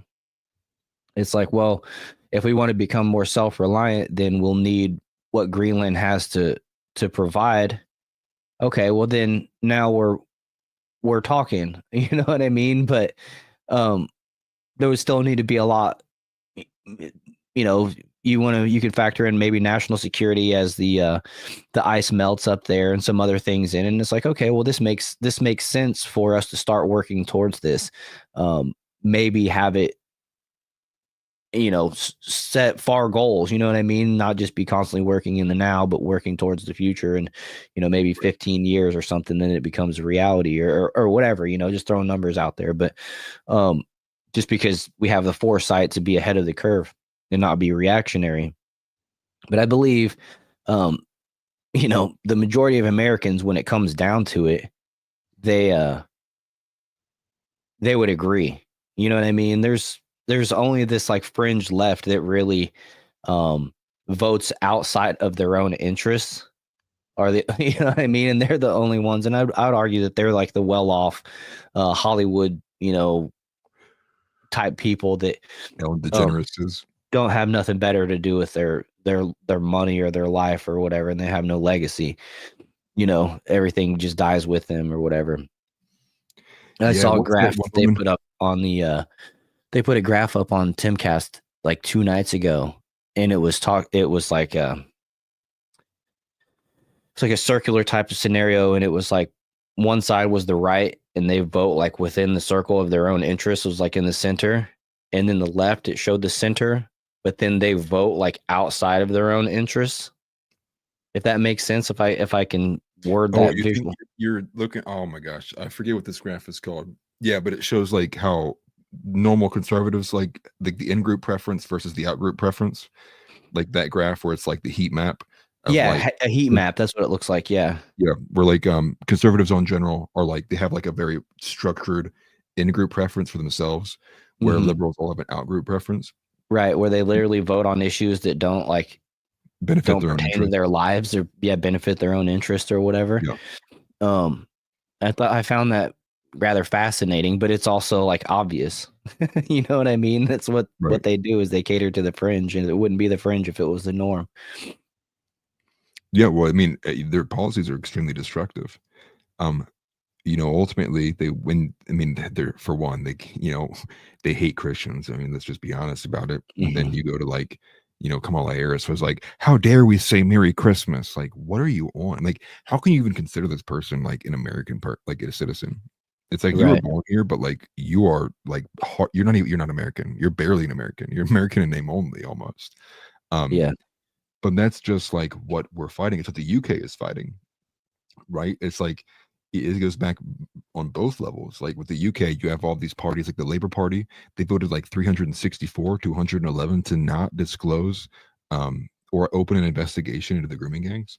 Right. And that's the thing just is, they'll throw you in jail for like racial, like speech laws and crap like that. I mean, you alluded to it when they Right. said they were going to come over to the United States and try to extradite people for their posts on X from Right. the United States over violating their like speech laws and stuff like that. And it's just like, I mean, talk about silencing, Daniel Penny's scenario, like shutting down and silencing all of the the people that are willing to stand up and fight for what's theirs to keep it.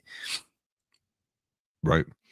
And I mean, that's what better sign of an outgroup preference than to clearly vote to not investigate something that's harming the native population there. And then, obviously with you get like all the DEI stuff here too. That's all outgroup preference. It's all voting for protections and subsidies for people who aren't yourself. That's like a majority of like what their policies end up making up. And then again, it goes back to the racial thing that has become ultimately the religion of globalism. Mhm. That's how you can tell someone practices and worships globalism is they view racism or anything that could even be kind of seen as racism to be ultimately the most heinous thing any person could ever commit. I mean, more heinous than even like physical violence.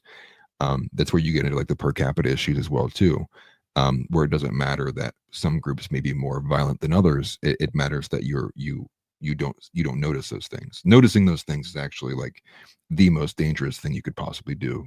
Right. It's like you've broken the holy law, and that ultimately that's where we are. And I think, in fact, not being realistic about the differences that there are will drive racism. That actually will be what drives actual racism. That drives people to actually begin to hate someone for just the way that they look and see, because they are being lied to so objectively and so openly, so overtly, that even a simple Google search can kind of break that narrative open. Right. And then being told to kind of accept it, it does a specific thing to people where they just got to go, hey, like, they got to protect themselves, and ultimately you shouldn't hate anybody inside the Christian, as a Christian and inside the Christian faith. But being lied to does things to people's psyche where they go, I'm going to harbor these beliefs because I know the opposite to be completely false too. Yeah. Good night, Donnie. Appreciate you being here. We'll see you in the Discord, which, by the way, we do have a Discord link down in the description. Would love to see you guys join. Yeah, take care, brother. But to be fair, we've probably gone a little long though. Yeah, we started 2 hours later than normal, and we're running at almost 3 hours stream. So we should probably go ahead and just start wrapping it up here. Yeah, we can skip over the Candace stuff. I think you didn't put that in your title or anything, did you? No. Okay, so we're good. I don't think anybody's demanding it or anything. I don't see anybody talking about, hey, what about that? Like just me last week when she was like, are you going to play the video on the screen? You guys keep talking. Yeah, right.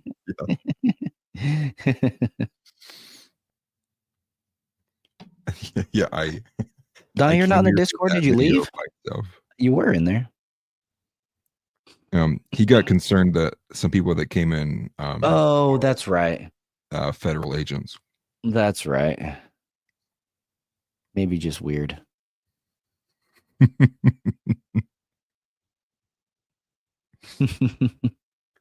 Which, appreciate that, Andrea. Yeah, thank you very much. Which could be true, but I would challenge a federal agent. We'll go to Texas and duel. Take off your glove. I challenge you to a duel. Yeah. Yeah. I challenge you get to pick the weapons, so whatever you're best suited for. Angry Eddie says I've soured on Candace Owens. I think she's faking it. I don't know. I don't know. Sometimes she's just tries too hard, I think, or I don't know. Yeah, when you oppose I don't like her as much as I used to, that's for sure. what's what the reality is when you oppose foundational truths for people, you will get the absolute weight of the establishment. So it's no shock to me that a lot of people would feel that way when every other person in the space is either too afraid to tangle with the ideas being presented, or want to give the whole the grifter spiel. I will say I didn't add it in the outline though, but more is being uncovered about Bridget McCrone. They actually had to come forward with more about that lawsuit. Actually, even going so far as to actually kind of admit to the fact that what Candace also initially said about the age difference was true.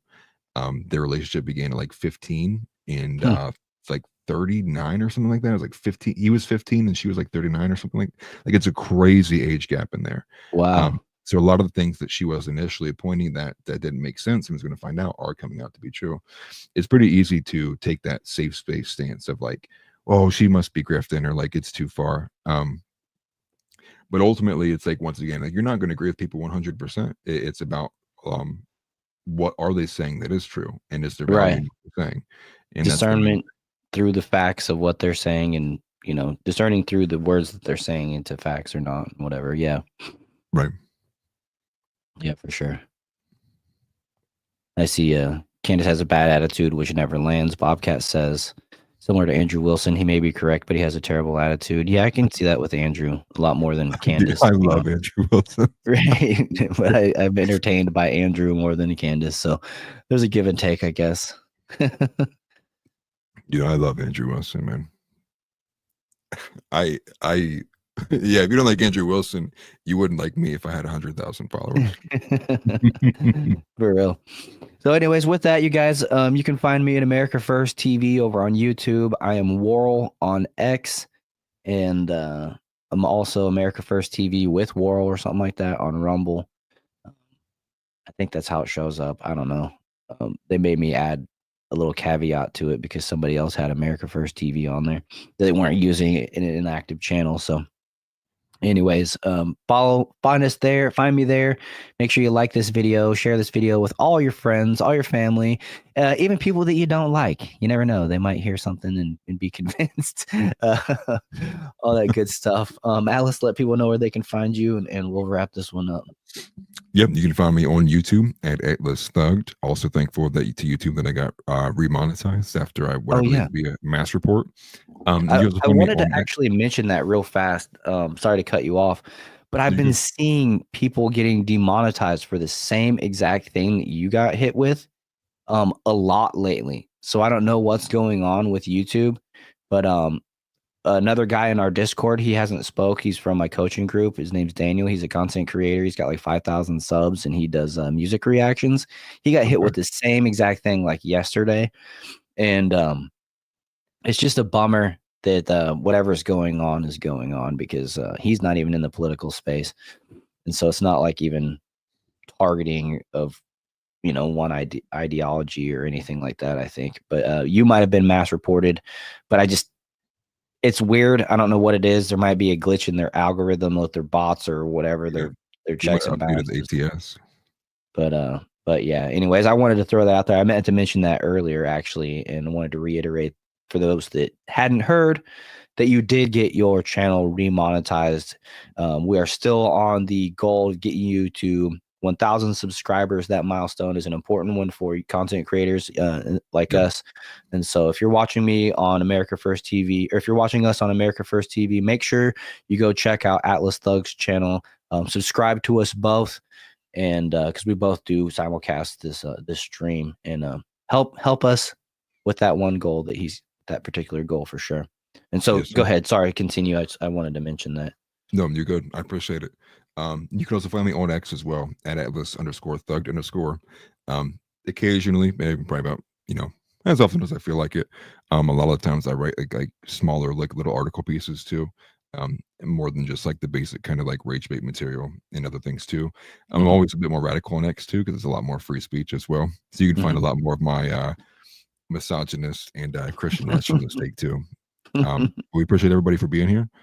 Christ is King, and have a great rest of your night. Right. Also, click the link in the description to join the Discord. Love to see you guys there if you're not there already. Fun little growing community. And with that, again, just to reiterate, Christ is King, and we'll see you guys on Wednesday. Are we gonna be back at the normal time Wednesday? You're still scheduled. You're still good for 6 o'clock this week. Yeah. Are we doing Monday? Oh yeah, Monday. Yeah, Monday. We'll see you Monday. I'm Okay. losing track of the days. We'll see you Monday and Wednesday. I was thinking we just had the Wednesday show before I go out of town. Yeah, so we'll see you Monday, and we'll see you guys on Wednesday at 6 p.m. Eastern time. We'll be back to the normal schedule. And with that, see you guys then. Yep. Take care, everybody.